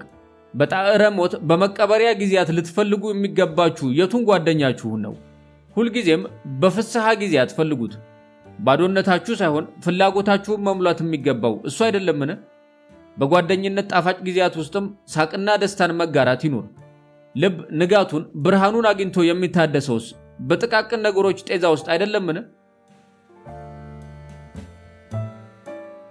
ከዚህ ቀጥሎ ደግሞ አንድ ሊቅ ተናገሩ። አሉም ስለ ንግግር ንገረን። እሱም እንዲህ በማለት መለሰላቸው። የምትናገሩት ከሐሳቦቻችሁ ጋር ሰላም መፍጠር ሲያቅታችሁ ነው። በልባችሁ ውስጥ ባለው ጭር ያለ ስፍራ መኖር ሳትችሉ ስትቀሩ በከናፍሮቻችሁ ውስጥ ትኖራላችሁ። ንግግርም አቅጣጫን የሚያዛንፍ ጊዜ ማሳለፊያና መደሰቻ ነው። እናም በአብዛኛው ንግግራችሁ ውስጥ የማሰብ ችሎታችሁ በከፊል ይሞታል። ሐሳብስ በህዋ ላይ እንደምትበር ወፍ አይደለምን? በፍርግርግ ብረት በተሰራ የቃላት መረብ ውስጥ ከተዘጋባትስ ክንፎቿን ትዘረጋ እንደሆን እንጂ ልትሰበር ትችላለችን? በእናንተ መካከል ለብቻቸው መሆንን በመፍራት ወረኞችን የሚፈልጉ አሉ። ምክንያቱም የብቸኝነት ጸጥታ ለዓይኖቻቸው እርቃኑን የቀረው ራሳቸውን አጋልጦ ያሳያቸዋልና ሁሌ ከሱ ለመሸሽ ይፈልጋሉ። ደግሞም ሳያውቁት ወይም ቀደም ብለው ሳያስቡት የሚያወሩትና በዚያ ንግግራቸው ራሳቸውን እንኳን የማያውቁትን እውነት ገልጠው የሚያሳዩም አሉ። በውስጣቸው እውነትን የያዙ ነገር ግን በቃላት የማይናገሩትም አሉ። እንደነዚህ ባሉ ሰዎች ልብ ውስጥ የእውነት መንፈስ ዜማ በሚደረድር ትርታዊ ጸጥታ ውስጥ ይኖራል። ጓደኞቻችሁን በመንገድ ዳር ወይም በገበያ ቦታ ስታገኟቸው በውስጣችሁ ያለው መንፈስ ከናፍራችሁን ያንቀሳቀስ፣ ምላሳችሁንም ይምራ። የድምጾቻችሁ ድምፅም ለጆሮአችሁ ጆሮ ይናገር። የወይንን ጣዕም ሁሌ እንደሚታወስ ሁሉ የጓደኞቻችሁ ነፍስ የልባችሁን እውነት ጠብቆ ያቆያል አይደለምን? ቀለሙ በተረሳ ጊዜ ግን ዕቃውም አይታወስም። አንድ የከዋክብት ተመራማሪም አለው፣ መምህር ሆይ ስለ ጊዜስ ምን ትላለህ? እሱም መለሰ፣ መለኪያ የሌለውና ሊለካ የማይችለውን ጊዜ መለካት ትወዳላችሁ። እንደ ጊዜያቱና ወቅቶቹም ጠባያችሁን፣ ተግባራችሁን ትቀያይራላችሁ። ሌላው ቀርቶ የመንፈሳችሁንም አቅጣጫ እንኳን ልትመሩ ትሻላችሁ። ጊዜን ከዳር ተቀምጣችሁ አፈሳሰሱን እንደምታስተውሉት ጅረት ታደርጉት ዘንድ ትመኛላችሁ። ይሁንና በውስጣችሁ ያለው ጊዜ የማይገደበው ጊዜ ቢስ የሕይወትን ጊዜ እንደማይገታው ይገነዘባል። ደግሞም ትላንትና የዛሬ ትዝታ እንጂ ሌላ አለመሆኑን፣ ነገ የዛሬ ህልም እንጂ ሌላ ምንም እንዳልሆነ ያውቃል። እናም በውስጣችሁ ታትሞ የሚብሰለሰልም ቢሆን አሁንም ድረስ ከዋክብትም ወደ ህዋ በበተነው በዚያ የመጀመሪያ ጊዜ ጠረፍ ውስጥ እየኖረ ይገኛል። ከናንተ መካከል የፍቅር ኃይል ወሰን የለሽ ሆኖ የማይሰማው ማን ነው? ወሰን የለሽ ቢሆንም በስብዕናው ማዕከል ውስጥ ቢታቀፍም በፍቅር ሐሳብ ወደ ፍቅር ሐሳብም ሆነ ከፍቅር ተግባራት ወደ ፍቅር ተግባራት ባይንቀሳቀስም የዚያን ፍቅር መኖር የማይሰማው ከናንተ መሃል ማን ነው? ጊዜስ ልክ እንደ ፍቅር በሰዓት የማይከፋፈልና በእርምጃ የማይለካ አይደለምን? ይሁንና እውነት እላችኋለሁ በሐሳባችሁ ውስጥ ጊዜን በወቅቶች መለካታችሁ የግድ ከሆነ እያንዳንዱ ወቅት ሌሎቹን ወቅቶች በሙሉ ያቀፈ ይሁን። የዛሬውም ቀን ያለፈውን ጊዜ በትዝታ ይቀፍ፣ የወደፊቱንም ቢሆን በናፍቆት ይቀፍ። ከከተማው አዛውንቶች መካከል አንዱም አሉት፣ ስለ ደግነትና ክፋት ንገረን። እሱም መለሰ፣ በውስጣችሁ ስላለው መልካም ነገር እንጂ ስለ ክፉ ነገር ልነግራችሁ አልችልም። ክፉ ነገርስ በገዛ ራሱ ረሃብና ጥማት የተሰቃየ ደግ ነገር እንጂ ሌላ ምንድን ነው? እውነት እላችኋለሁ መልካም ነገር ሲራብ በጨለማዎች ዋሻዎች ውስጥ እንኳን ሳይቀር ምግብ ይፈልጋል። ሲጠማም የረጋ ውሃን እንኳን ቢሆን ይጠጣል። እናንተ ከገዛ ራሳችሁ ጋር ስትስማሙ ነው ደግ የምትሆኑት። ይሁንና ከገዛ ራሳችሁ ጋር ያልተስማማችሁ ብትሆንም ክፉ አይደላችሁም። የተከፋፈለ ቤት የሌቦች ጉሬ ነውና ቢከፋፈልም ቅሉ ያው ቤት አይደለምን? መቅዘፊያ የሌለው መርከብስ ቢሆን የሚሄድበትን ለይቶ ሳያውቅ በአደገኛ ደሴቶች መካከል ይዋልል ይሆን እንደሆን እንጂ ቁልቁል ወደ ጥልቁ ባህር አይሰምጥም። መልካም የምትሆኑት የገዛ ራሳችሁን ጥቅም አሳልፋችሁ ለመስጠት ስትጥሩ ነው። ሆኖም ለራሳችሁ ጥቅም ለማግኘት በፈለጋችሁ ጊዜም ክፎች አይደላችሁም። ጥቅም ለማግኘት ስትጣጣሩስ ከመሬት ጋር ተጣብቃችሁ የመሬትን ጡት የምትጠቡ ስሮች ሆናችሁ እንጂ ሌላ ምን ሆናችሁ? በእውነቱ ፍሬው ለስሩ እንደኔ በስለህ እደግና ዝንታለም አትረፍርፈ ስጥ ሊለው አይችልም። ምክንያቱም የፍሬው ፍላጎት መስጠት እንደሆነ ሁሉ የስሩስ ፍላጎት ቢሆን መብቀል አይደለምን? በምትናገሩበት ጊዜ ሙሉ በሙሉ ንቁ ከሆናችሁ መልካም ናችሁ። ምላሳችሁ ያለ ምክንያት በዘፈቀደ እየተንተፈተፈ በመተኛታችሁም ክፎች አይደላችሁም። በዚህ ላይ የሚደነቃቀፍ ንግግርም እንኳን ቢሆን ደካማ ምላስን ሊያጠናክር ይችላል። ቀጥ ባሉ ደፋር እርምጃዎችና በእርግጠኝነት በተሞላ ጽናት ወደ ግባችሁ ስትራመዱ መልካም ናችሁ። እያነከሳችሁ ወደ ሌላ አቅጣጫ ብትሄዱም ክፎች አይደላችሁም። የሚያነክሱትም እንኳን ወደ ኋላ አይሄዱም። ይሁንና ብርቱና ፈጣን የሆናችሁት እንደ ቸርነት በመቁጠር ከሽባዎች ፊት እያነከሳችሁ አትሂዱ። ስፍር ቁጥር በሌላቸው መንገዶች መልካሞች ናችሁ። መልካም ባለመሆናችሁም ክፎች አትሆኑም። የምትሆኑት ሰነፍና ቀውላሎች ዳተኞች ነው። አጋዘኖች ለኤሌዎች ፍጥነት ማስተማር አለመቻላቸው ያሳዝናል። መልካምነታችሁ ያለው ግዙፉን እናንተነታችሁን በመናፈቅ ውስጥ ነው። የናፍቆትም በሁላችሁም ዘንድ ውስጥ አለ። ሆኖም በእያንዳንዳችሁ ውስጥ ይህ ናፍቆት ንፋስ ቀላቅሎ በሚጥል ከባድ ዝናብ ውስጥ የኮረብታ ጥጎችን ምስጢራትና የጫካውን ዜማዎች ተሸክሞ ወደ ታላቁ ባህር የሚገሰግስ ፈረሰኛ ወንዝ ነው። በሌሎቻችሁ ውስጥ ደግሞ ይህ ናፍቆት መፍሰስ አቅቶት በየጥጋ ጥጉ የሚቀር ወይም ወደ ዳርቻው ለመድረስ እጅግ የሚንቀራፈፍ የረጋ ጅረት ነው። እንደዚያም ሆኖ አብልጦ የሚናፍቀው የሚመኘው በጥቂቱ ለሚመኘው ለምንድነው የምትንቀራፈፈውና የምትቆመው አይበለው። እውነተኛው መልካም ደግ ሰው እርቃኑን ያለ ሰውን ልብስህ የት አለ ብሎ ይጠይቀዋልን? ቤት የሌለውንስ ቤትህ ምን ሆኗል ይለዋልን? ከዚያም በመቀጠል አንዲት መነኩሴት አሉት፣ ስለ ጸሎት ንገረን። እሱም እንዲህ ሲል መለሰ፣ የምትጸልዩት አንድ ነገር ሲያስጨንቃችሁና ለማግኘት የጓጓችሁለት ነገር ሲኖር ነው። እርግጥ ደስታችሁ የተሟላ ሲሆንና ሁሉም ነገር በተትረፈረፈላችሁ ቀናትም ትጸልዩ ይሆናል። ጸሎት በዘላለማዊው ሰማይ ውስጥ ራሳችሁን ማደላደል እንጂ ሌላ ምንድን ነው? ጨለማችሁን በህዋ ውስጥ መዝራት ለምቾታችሁ ከሆነ የልባችሁን ደጃፍ ላይ መዝራት ደግሞ ለደስታችሁ ነው። ደግሞም ነፍሳችሁ ለጸሎት ስትጠራችሁ እንባችሁን ከማፍሰስ ውጪ ሌላ ነገር ማድረግ ካልቻላችሁ ብታለቅሱም እንኳን እየሳቃችሁ እስክትመለሱ ድረስ ደግማ ደጋግማ ልትኮረኩራችሁ ይገባታል። በምትጸልዩበት ጊዜ በዚያ በጸሎት ሰዓት ካልሆነ በስተቀር ከማታገኟቸው ከነዚያ ጸሎተኞች ጋር ትገናኙ ዘንድ በህዋ ውስጥ ወደ ላይ ከፍ ከፍ ትላላችሁ። በመሆኑም ወደዚያ በማይታየው ቤተ መቅደስ የምታደርጉት የጉብኝት ጉዞ ለታላቅ ደስታና ለጣፋጭ ህብረት እንጂ ለሌላ ምንም አይሁን። ወደ መቅደሱ መግባት ያለባችሁ የማትቀበሉትን ለመጠየቅ ካልሆነ በስተቀር ምንም ዓላማ የሌለው እንኳን ቢሆን ወይም በዚያ መዝለቅ ያለባችሁ ከፍ ከፍ ሳትሉ ራሳችሁን በትህትና ዝቅ ለማድረግ ከሆነ አሊያም ወደ መቅደሱ ውስጥ መዝለቅ ያለባችሁ ጸሎታችሁ ባይሰማ እንኳን ለሌሎች መልካም ነገርን ለመለመን ቢሆን ብቻ ወደማይታየው ስውሩ ቤተ መቅደስ መግባታችሁ በራሱ በቂ ነው። እኔ በቃላት እንዴት መጸለይ እንዳለባችሁ ላስተምራችሁ አልችልም። እሱ እግዚአብሔር ራሱ ቃላቶቻችሁን ከከናፍሮቻችሁ በኩል ሲናገር ካልሆነ በስተቀር ቃላቶቻችሁን አያዳምጥም።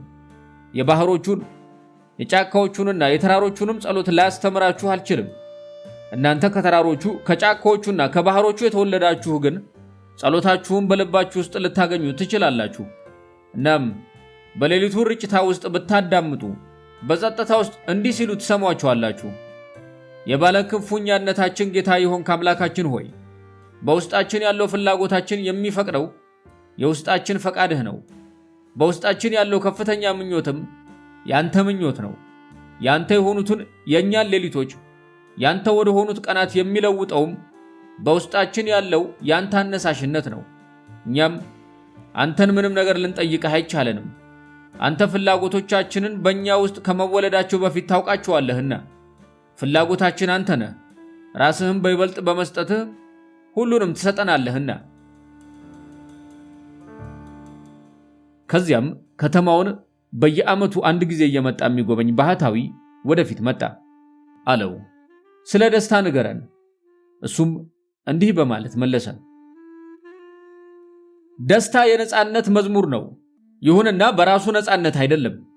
የጽኑ ምኞቶቻችሁ ማበብ ነው። ግን ደግሞ የፈኩት ምኞቶቻችሁ ፍሬ አይደለም። ወደ ከፍታ የሚጣራ ጥልቀትም ነው። ደስታ ይሁንና ጥልቀቱም ሆነ ከፍታውን አይደለም።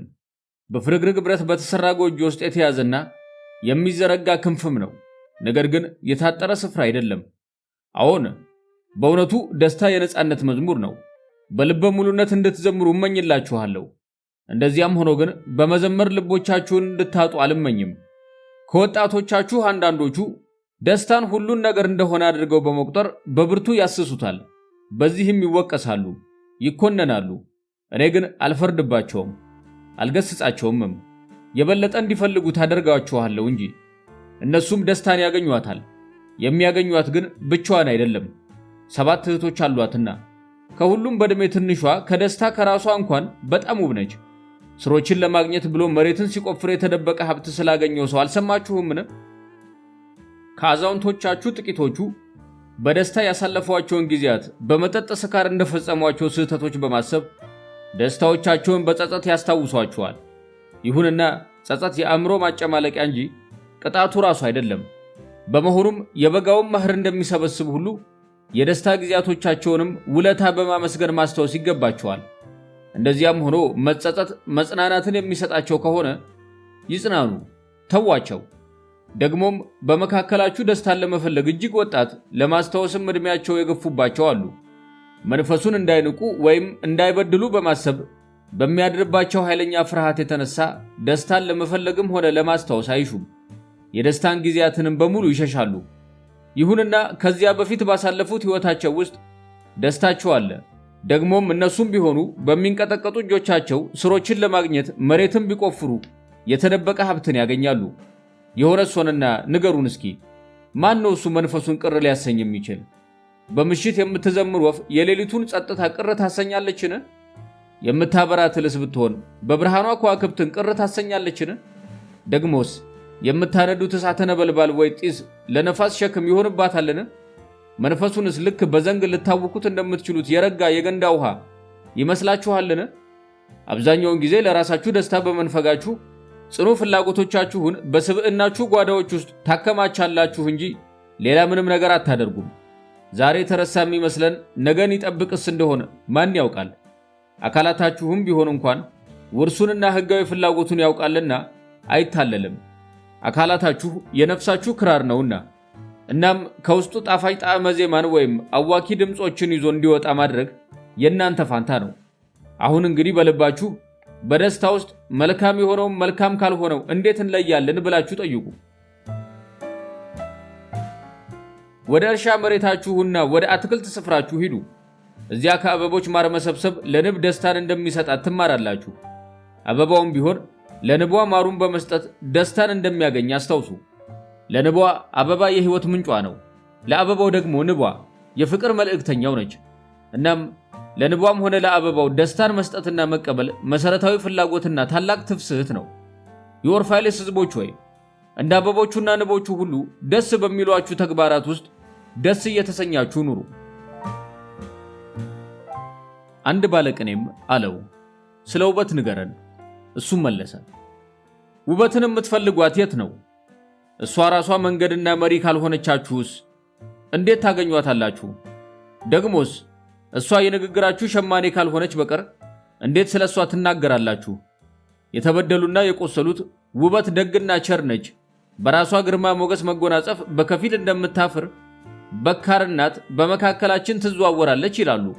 የጋለ ስሜት ያላቸው ደግሞ አይ ውበት ኃያልና አስፈሪ ነገር ነች፣ ልክ እንደ ኃይለኛ ነፋስ ምድርን ከስራችን ሰማይን ደግሞ ከላያችን ትንጣቸዋለች ይሏታል። የተዳከሙና የዛሉት ደግሞ ውበት ለስላሳ ሹክሹክታ ናት፣ መንፈሳችንንም በእርጋታ ታነጋግረዋለች። ድምጿም ጨለማውን ፈርቶ ድንግዝግዝ እንደሚል ደካማ ብርሃን በጸጥታዎቻችን ውስጥ ይሸጎጣል ይላሉ። ይሁንና ቁንጥንጦቹ በተራሮቹ መሃል ስትጮህ ሰምተናታል። ከጩኸቷ ጋር አብሮ የሾሆናዎች ድምፅ፣ የክንፎች ማራገብና የአንበሶች ግሳት ይሰማል ይላሉ። የከተማው የሌሊት ዘበኞችም ውበት ከንጋት ፀሐይ ጋር በምስራቅ በኩል ትወጣለች ይላሉ። ቀትርም ላይ ለፍቶ አዳሪዎችና መንገድ ሄያጆች ፀሐይ ስትጠልቅ በመስኮቶቿ በኩል ወደ መሬት አጎንብሳ ስታጮልቅ አይተናታል ይላሉ። በክረምት ወራት የበረዶ ክምር መንገድ የከለላቸው ደግሞ ከጸደይ ወራት ጋር በጋራዎቹ ላይ እየዘለለች ትመጣለች ይሏታል። በሞቃቶቹ የበጋ ወራትም አጫጆቹ ከመኸር ወራት ቅጠሎች ጋር አብራ ስትጨፍር አይተናታል። ከፀጉሯ ላይም ደቃቅ የበረዶ ውሽንፍር ይረግፍ ነበር ይላሉ። አዎን፣ ስለ ውበት እነዚህን ሁሉ ነገሮች ብላችኋል። ሆኖም ስላልተሟሉ ምኞቶቻችሁ እንጂ ስለ እሷ አለመናገራችሁ እውነት ነው።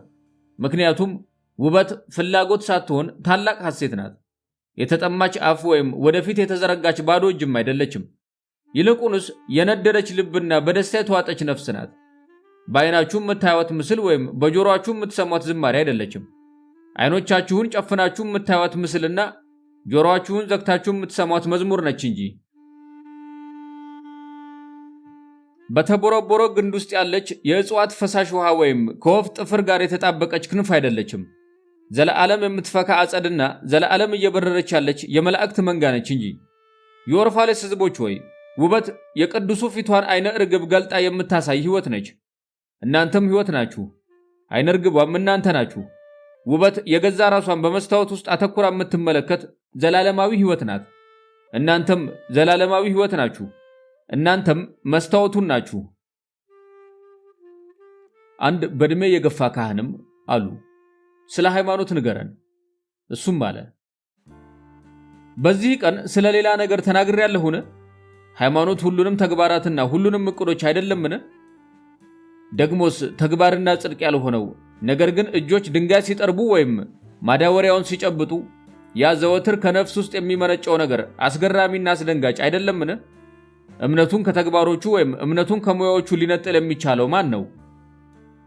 ይህ ለእግዚአብሔር፣ ይህ ደግሞ ለእኔ ለራሴ፣ ይህ ለነፍሴ፣ ይህ ደግሞ ለሥጋዬ እያለ እምነቱን ከፊት ለፊቱ ሊነጣጥለው የሚቻለውስ ማን ነው? መልካም ምግባሩን እንደ ክት ልብሱ የሚለብስ እሱ ርቃኑን ቢሆን ይሻለዋል። ነፍሱና ፀሐዩ በቆዳው ላይ ቀዳዳዎችን አይቀዱምና። ባህሪውንም በሥነ ምግባር ትምህርት የሚወስን እሱ የምትዘምር ነፍሱን በሽቦ አጥር ውስጥ አስሯታል። በሽቦዎችና በብረቶች በኩል ደግሞ ነፃ ዝማሬ አይመጣም። ማምለክን ሲፈልጉት የሚዘጋ ሲፈልጉትም የሚከፈት መስኮት አድርጎ የሚያይ እሱ ገና መስኮቶቹ ከዳር እስከ ዳር የሚደርሱትን የነፍሱን ቤት አልጎበኘም። የዕለት ተዕለት ሕይወታችሁ ቤተ መቅደሳችሁና ሃይማኖታችሁ ነው። ወደ ውስጥ በዘለቃችሁም ቁጥር ሁሉን ነገራችሁን ይዛችሁ ግቡ። ማረሻችሁን፣ ብረት ማቅለጫችሁን፣ መዶሻችሁን፣ ክራራችሁንም ጭምር ያዙ። አስፈላጊ በመሆናቸውና ደስ እንዲያሰኟቸው የሰራችኋቸው ነገሮች በሙሉ ወደዚያ ውሰዱ። በቀን የሐሳብ ልማችሁ ውስጥ ከከፍተኛ ስኬታችሁ በላይ ከፍ ልትሉም ሆነ ከውድቀታችሁ በበለጠ ዝቅ ብላችሁ ልትወርቁ ትችላላችሁን? እናም ሁሉንም ሰዎች ከእናንተ ጋር ውሰዷቸው። ምክንያቱም ሰዎች ተስፋ ካደረጉት በላይ ከፍ ብላችሁ ልትበሩ ወይም ተስፋ ከቆረጡባችሁ በታች ዝቅ ብላችሁ ራሳችሁን ትሑት ልታደርጉ አትችሉምና። እግዚአብሔርን ማወቅ ከፈለጋችሁ እንግዲያውስ የምስጢራት ፈቺ አትሁኑ። ከዚህ ይልቅ በዙሪያችሁ ስትመለከቱ ምስጢሩ ከልጆቻችሁ ጋር ሲጫወት ታዩታላችሁ። ወደ ህዋው ተመልከቱ። በደመናው ውስጥ ሲራመድ በመብረቁ ውስጥ እጆቹን ሲዘረጋና ዝናብ ሆኖ ሲወርድ ታዩታላችሁ። በአበቦች ውስጥም ፈገግ ሲል ከዚያም ወደ ላይ ከፍ ብሎ ሲነሳና በዛፎች ውስጥ ሆኖ እጆቹን ሲያውለበልብም ታዩታላችሁ። ከዚያም አልሚትራ ተናገረች፣ አለችውም አሁን ደግሞ ስለ ሞት ልንጠይቅህ እንወዳለን። እሱም አለ፣ ስለ ሞት ምስጢር ማወቅ ትሻላችሁ። ይሁንና በሕይወት ልብ ውስጥ ካልፈለጋችሁት በቀር እንዴት ታገኙታላችሁ? የሌሊት ጨለማ የማይበግራቸው ነገር ግን በቀን ብርሃን የሚታወሩት ዓይኖች ያሏት ጉጉት የብርሃንን ምስጢር እንዴት አድርጋ ልትገልጥ ይቻላታል? በእርግጠኝነት የሞት መንፈስ ካያችሁት ለሕይወት አካል ልባችሁን በሰፊው ክፈቱለት። ወንዙና ባህሩ አንድ እንደሆኑ ሁሉ ሕይወትና ሞትስ አንድ አይደሉምን? የወዲያኛው ጸጥተኛው ዕውቀታችሁ ይገኛል። ከደቃቅ በረዶ ስር ሆኖ እንደሚያልሙ አዝርት ልባችሁም ስለ ጸደይ ወራት ያልማል፣ ይናፍቃል። በእነሱ ውስጥ ወደ ዘላለማዊ ሕይወት የሚያስገባው በር ተደብቆ ይገኛልና ሕልሞቻችሁን እመኗቸው። ሞትን መፍራታችሁ ለክብሩ ሲል እጁን በራሱ ላይ በሚጭንበት ንጉሥ ፊት እንደሚርገደገድ እረኛ መሆናችሁ እንጂ ሌላ ምንም አይደለም። እረኛው የንጉሡን ምልክት ሊሸከም በመሆኑ ከሚንቀጠቀጠው አካሉ ስር ደስተኛ አይደለምን? እንደዚያም ሆኖ ታዲያ የሰውነቱ መንቀጥቀጥ ይበልጥ ይሰማው ያስጨንቀው የለምን? ደግሞስ መሞት እርቃንን ሆኖ በንፋስ ውስጥ መቆምና በፀሐይ ውስጥ መቅለጥ እንጂ ሌላ ምንድን ነው? መተንፈስን ማቆምስ ቢሆን እስትንፋስ ወደ ላይ ወጥቶ በመስፋፋት ያለምንም እገዳ እግዚአብሔርን ይፈልግ ዘንድ እረፍት ከሌላቸው ከውካታና ከማዕከሎቹ ነፃ ማውጣት እንጂ ሌላ ምንድን ነው? በእርግጠኝነት የምትዘምሩት ከጸጥታ ወንዝ ቀርታችሁ ስትጠጡ ብቻ ነው። እናም ከተራራው አናት ላይ ስትደርሱ የዚያኔ ወደ ተራራው መውጣት ትጀምራላችሁ። መሬት እጅና እግሮቻችሁ ይገቡኛል ብላ ስትረከብ ያኔ እውነተኛውን ዜማ ታዜማላችሁ። አሁን እንግዲህ መሽቷል። ትንቢት ተናጋሪዋ አልሚትራ አለች፣ ይህ ቀን ይህ ስፍራም ሆነ የተናገርከው መንፈስህ የተባረከ ይሁን። እሱም መለሰ፣ የተናገርኩት እኔ ነበርኩኝን? ራሴ አድማጭስ አልነበርኩምን? ይህም ብሎ በቤተ መቅደሱ ደረጃዎች ቁልቁል ወረደ። ሰዎቹ በሙሉም ተከተሉት። ወደ መርከቧም ደረሰና በወለሏ ላይ ቆመ። እንደገናም ፊቱን ወደ ሕዝቡ አዙሮ ድምፁን ከፍ አድርጎ ተናገረ። አላቸውም፣ የኦርፋሊስ ሕዝቦች ሆይ ነፋሱ ትቻችሁ እንዲሄድ እየጠራኝ ነው። እኔ የነፋሱን ያህል ችኩል ባልሆንም መሄድ አለብኝ። እኛ ዘወትር ብቸኛውን መንገድ በመፈለግ የምንቅበዘበዝ ተጓዦች የትኛውንም ቀን ቢሆን ሌላኛውን ቀን ባሳለፍንበት ቦታ አንጀምረውም። ደግሞም ፀሐይ በምትወጣበት ጊዜ ስትጠልቅ በተወችን ቦታ ላይ አታገኘንም። መሬት ባንቀላፋችበት ጊዜም እንኳን እኛ እንጓዛለን። እኛ የታላቅ እጽዋት ዘሮች ነን። ለንፋሱ የተሰጠውንና የተበተንነው በልባችን ብስለትና ሙሉነት ውስጥ ነው። ከናንተ መሃል ሆኜ ያሳለፍኳቸው ቀናት አጭሮች ነበሩ። የተናገርኳቸው ቃላትም ቢሆኑ ከዚያ የበለጠ አጫጭሮች ናቸው። ይሁንና ድምፄ ጆሮቻችሁ ውስጥ ከሞተና ፍቅሬም ከትውስታዎቻችሁ ውስጥ ጠፍቶ ከቀረ እንደገና እመጣለሁ። የዚያኔ ይበልጥ በሙሉ ልብና ለመንፈስ እጅግ በሚታዘዙ ከናፍሮች እናገራለሁ። አዎን፣ ከማዕበሉ ጋር ተመልሼ እመጣለሁ። ሞት ቢሰውረኝና ታላቁ ጸጥታ ቢያቅፈኝም እንኳን እንደገና የእናንተን አስተውሎት እፈልጋለሁ። ፍለጋዬም ከንቱ ሆኖ አይቀርም። የተናገርኩት ነገር ሁሉ እውነት ከሆነም ይህ እውነት የበለጠ በጠራ ድምፅ ለሐሳቦቻችሁ ቅርብ በሆነ ቃላት ራሱን ይገልጣል። የኦርፋለስ ሕዝቦች ሆይ እኔ ከነፋሱ ጋር እሄዳለሁ፣ ቁልቁል ወደ ታች ወደ ምንምነት ግን አልገባም። ይህ ቀን የፍላጎቶቻችሁና የፍቅሬ ሙላት ካልሆነ እስከ ሌላ ቀን ድረስ ቃል ኪዳን ይሁን። የሰው ልጅ ፍላጎቶቹ ይለዋወጣሉ፣ ነገር ግን ፍቅሩና ጽኑ ፍላጎቱ አይቀየሩም። ፍቅሩም ፍላጎቶቹን ያረካ ዘንድ ምኞቱ አይለወጥም። ስለዚህ ከታላቁ ጸጥታ ውስጥ ተመልሼ እንደምመጣ ወቁ። ንጋት ላይ እየዋለለ የሚበነው ጭጋግ ትቷችሁ ይሄዳል። ነገር ግን በእርሻ መሬቶች ውስጥ ያለው ጤዛ ወደ ላይ ወጥቶ በመሰብሰብ ዳመና ይሆንና በዝናብ መልክ ቁልቁል ይወርዳል። እኔም ከጭጋጉ የተለየሁ አይደለሁም። በሌሊቱ እርጋታ በመንገዶቻችሁ ላይ ተመላልሻለሁ። መንፈሴም በየቤቶቻችሁ ውስጥ ዘልቆ ገብቷል። የልቦቻችሁ ምኞቶችም በልቤ ውስጥ ነበሩ። እስትንፋሳችሁም ከፊቴ ላይ ነበር። ሁላችሁንም አውቃችኋለሁ። አዎን፣ ደስታችሁን አውቃለሁ፣ ሐዘናችሁንም እንዲሁ። በተኛችሁ ጊዜም ሕልሞቻችሁ የኔም ሕልሞች ነበሩ። አብዛኛውን ጊዜ በተራሮች መካከል እንዳለ ሐይቅ በመካከላችሁ ነበርኩ። በውስጣችሁ ያሉትን ቁንዲዎች፣ የሚጠማዘዙትን አቀበቶች፣ ሌላው ቀርቶ የሚያልፉትና የሐሳቦቻችሁንና የፍላጎቶቻችሁን መንጋዎች ሳይቀር በሐይቁ መስታወት ላይ ሲብረቀረቅ አይቻለሁ። የልጆቻችሁ ሳቅ ከጅረቶች ጋር፣ የወጣቶቻችሁም ምኞትና ጉጉት ከወንዞች ጋር ሆነው በጸጥታዬ ውስጥ መጥተዋል። ደግሞም ጅረቶቹና ወንዞቹ በውስጡ ጠልቀው ሲገቡ መዘመራቸውን አላቆሙም። ይሁንና አሁንም ቢሆን ከሳቅ የበለጠ ጣፍጠውና ከጉጉት የበለጠ ታላቅ ሆነው ወደ እኔ መጥተዋል። እሱም የውስጣችሁ ወሰን የለሽ ነው። እናንተ በውስጡ ጅማቶችና ሕዋሳት ብቻ የሆናችሁ መጠነ ሰፊው ሰው ናችሁ። ያ መዝሙራችሁን ሁሉ የምትዘምሩለትን የእናንተ ድምፅ አልባ ትርታ ብቻ ነው። መጠነ ሰፊ ሰው ያደረጋችሁም መጠነ ሰፊው ነው። እናም እሱም በማየታችሁ እኔም እናንተን አየኋችሁ፣ አፈቀርኳችሁም። በዚህ በመጠነ ሰፊው ክበብ ያሉ ፍቅር የማይደርሳቸው ርቀቶች የትኞቹ ናቸው? የትኞቹ ራእዮች፣ የትኞቹ ተስፋዎችና የትኞቹ ግምቶች ናቸው ከዚያ የበረራ ስፍራ በበለጠ መመንጠቅ የሚችሉት? በውስጣችሁ ያለው መጠነ ሰፊ ሰው በፈኩ አበቦች እንደተሸፈነ ትልቅ ዛፍ ነው። ኃያልነቱ ከመሬት ጋር ያስተሳስራችኋል። መዓዛውም ወደ ህዋ ከፍ አድርጎ ያነሳችኋል።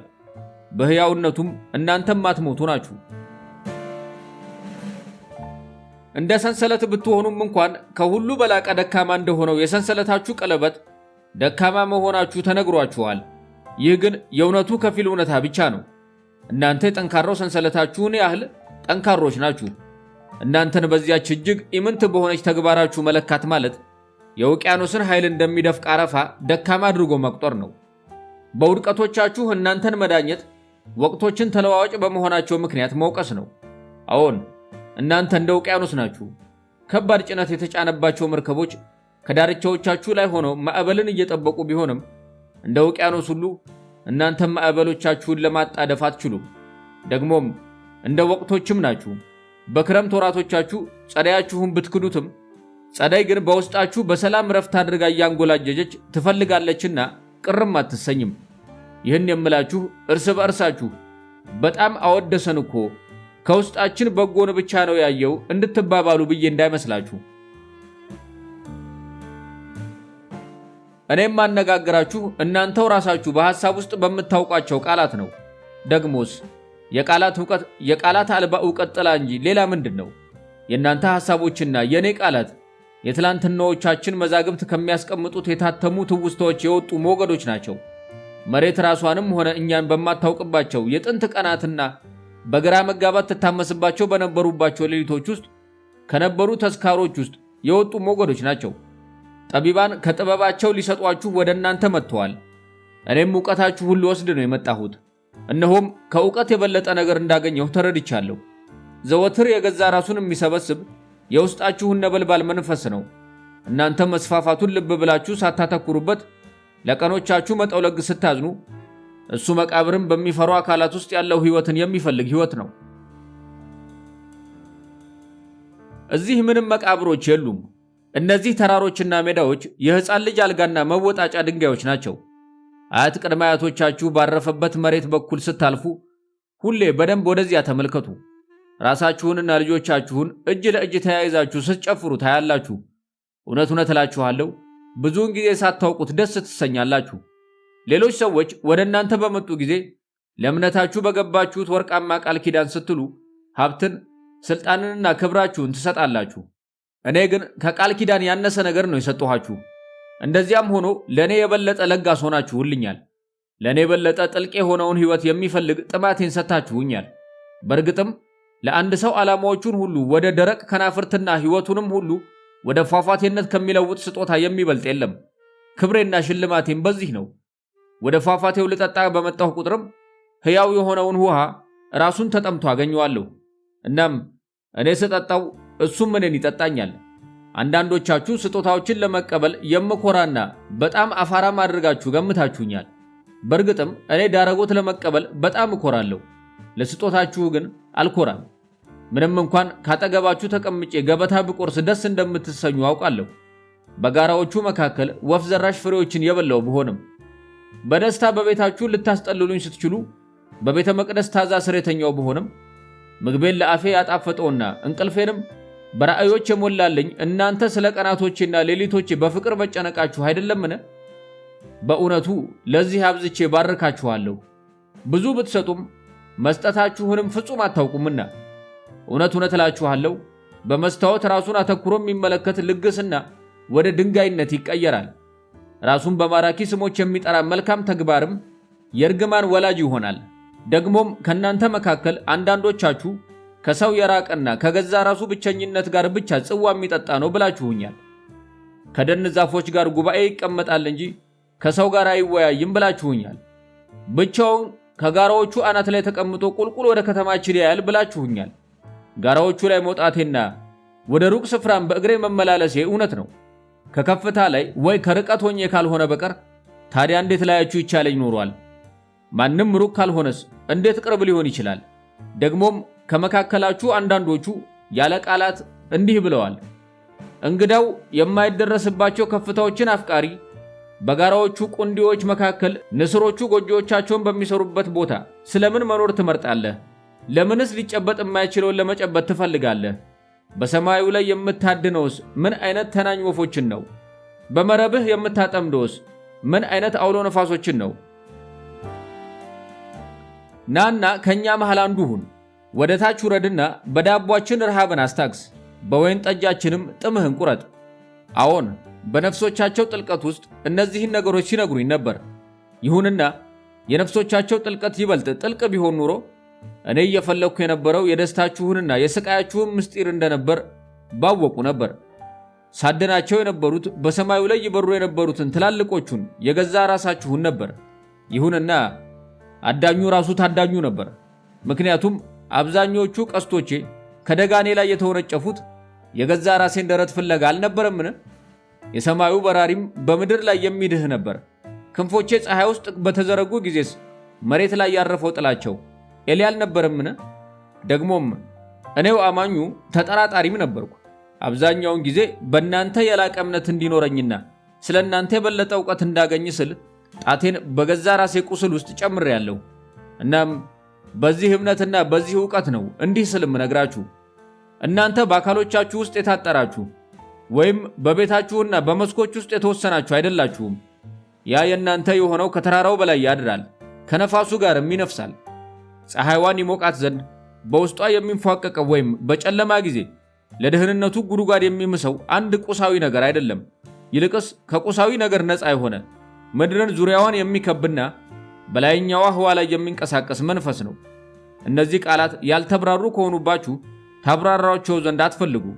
የሁሉም ነገር መጀመሪያ ያልተብራራና ግልጽ ያልሆነ ጭጋግም ነውና መጨረሻቸው ግን እንደዚህ አይደለም።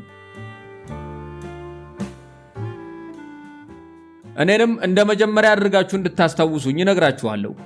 ሕይወትና በሕይወት የሚኖሩት ነገሮች ሁሉ በጭጋግ ውስጥ ተጸነሱ እንጂ መስታወት በሚመስል አንጸባራቂ ድንጋይ ውስጥ አልተጠነሰሱምና። ደግሞስ እንደ መስታወት የሚያንጸባርቅ ድንጋይ ሲበሰብስ ጭጋግ ይሆን እንደሆነስ ማን ያውቃል? እኔን ስታስታውሱኝ ይህንንም አስታውሱ እላችኋለሁ። በውስጣችሁ ከሁሉ እጅግ ደካማና ግራ የተጋባ የሚመስለው ከሁሉ የተሻለ ጠንካራና ቁርጠኛ የሆነው ነው።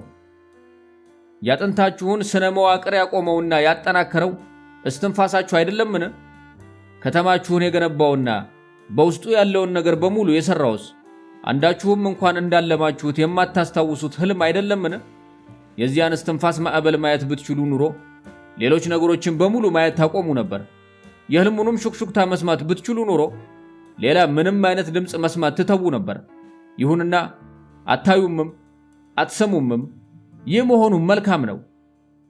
አይኖቻችሁን እንደ ደመና የጋረደው አይነ ርግብ በሰሩት እጆች ይገለጣልና፣ ጆሮቻችሁን የደፈነው ሸክላም ባቦኩት ጣቶች ይበሳልና፣ የዚያኔ ታያላችሁ ደግሞም ትሰማላችሁ። ነገር ግን አይነ ስውርነትን በመቅመሳችሁ አትቆጩም፣ ደንቁራችሁ ስለነበረም አትጸጸቱም።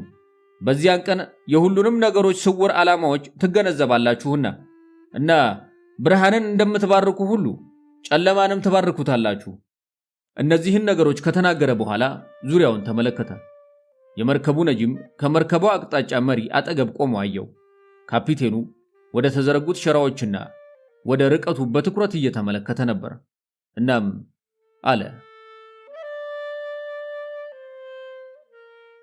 የመርከቤ ካፒቴን ታጋሽ፣ እጅግ በጣም ትዕግስተኛ ነው።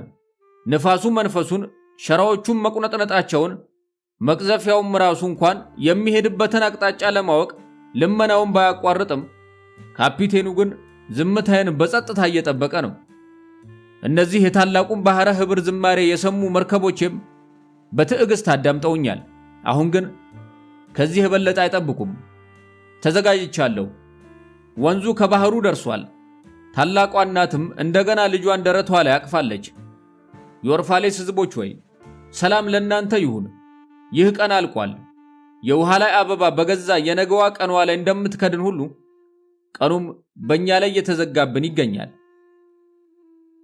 በዚህ የተሰጠንን ጠብቀን እናቆያለን። የተሰጠን ካልበቃንም እንደገና በአንድ ላይ ተሰባስበን እጆቻችንን ወደ ሰጪው እንዘረጋለን። ወደ እናንተ ተመልሼ እንደምመጣ አትርሱ። ከጥቂት ጊዜ በኋላ ናፍቆቴም ከሌላ አካል ላይ አቧራና አረፋ ይሰበስባል። ከጥቂት ጊዜ በኋላ በነፋሱ ላይ ለቅጽበት ያህል እረፍት አደርግና አንዲት ሌላ ሴት ትወልደኛለች። ሰላም ለእናንተና ከእናንተ ጋር ላሳለፍኩት ወጣትነት ይሁን። በሕልም የተገናኘነው ገና ትላንትና ነበርና በብቸኝነቴ ውስጥ አዚማችሁልኛል። እኔም ለምኞቶቻችሁ ስል በሰማዩ ላይ ማማ ገንብቼላችኋለሁ። አሁን ግን እንቅልፋችን በኗል፣ ሕልማችንም አብቅቷል። ከእንግዲህ ጎህ አይቀድም። የቀትር ፀሐይ በላያችን ላይ ወጥቷልና ከፊል ንቃታችን የበለጠ ወደ ሙሉ ቀንነት ተቀይሯል። እናም መለያየት ይገባናል። በተዘክሮ ድንግዝግታ ውስጥ እንደገና መገናኘት ካለብን እንደገና አብረን እናወራለን። እናንተም የበለጠ ጥልቅ የሆነ ዜማ ታዜሙልኛላችሁ። እጆቻችንም በሌላ ሕልም ውስጥ ቢገናኙ በሰማይ ውስጥ ሌላ ማማ እንገነባለን። ይህንን ብሎ ለመርከበኞቹ ምልክት አሳያቸው። እነሱም ወዲያውኑ መልህቁን አላቀቁና መርከቧን ከታሰረችበት ፈተው ወደ ምስራቅ አቀኑ። ሰዎቹ ልባቸው አንድ እንደሆነ ሁሉ በአንድ ላይ አምርረው አለቀሱ። የዋይታቸውን ድምፅ ወደ ጨለማው ሰማይ ከፍ ብሎ ወጥቶ እንደ ታላቅ የመለከት ድምፅ ከባህሩ በላይ ተስተጋባ። አልሚትራ ብቻ ነበረች መርከቧ ጭጋግ ውስጥ ገብታ ከዓይን እስክትሰወር በጸጥታ አፍጥጣ ትመለከት የነበረችው። ሰዎቹ ሁሉ ከተበታተኑ በኋላም በባህሩ ዙሪያ በተሰራው የማዕበል መከላከያ ግንብ ላይ ብቻዋን ቆማ ነበር። ከጥቂት ጊዜ በኋላ በነፋሱ ላይ ለቅጽበት ያህል እረፍት አድርግና አንዲት ሌላ ሴት ትወልደኛለች ብሎ የተናገረውን በልቧ አስታወሰች።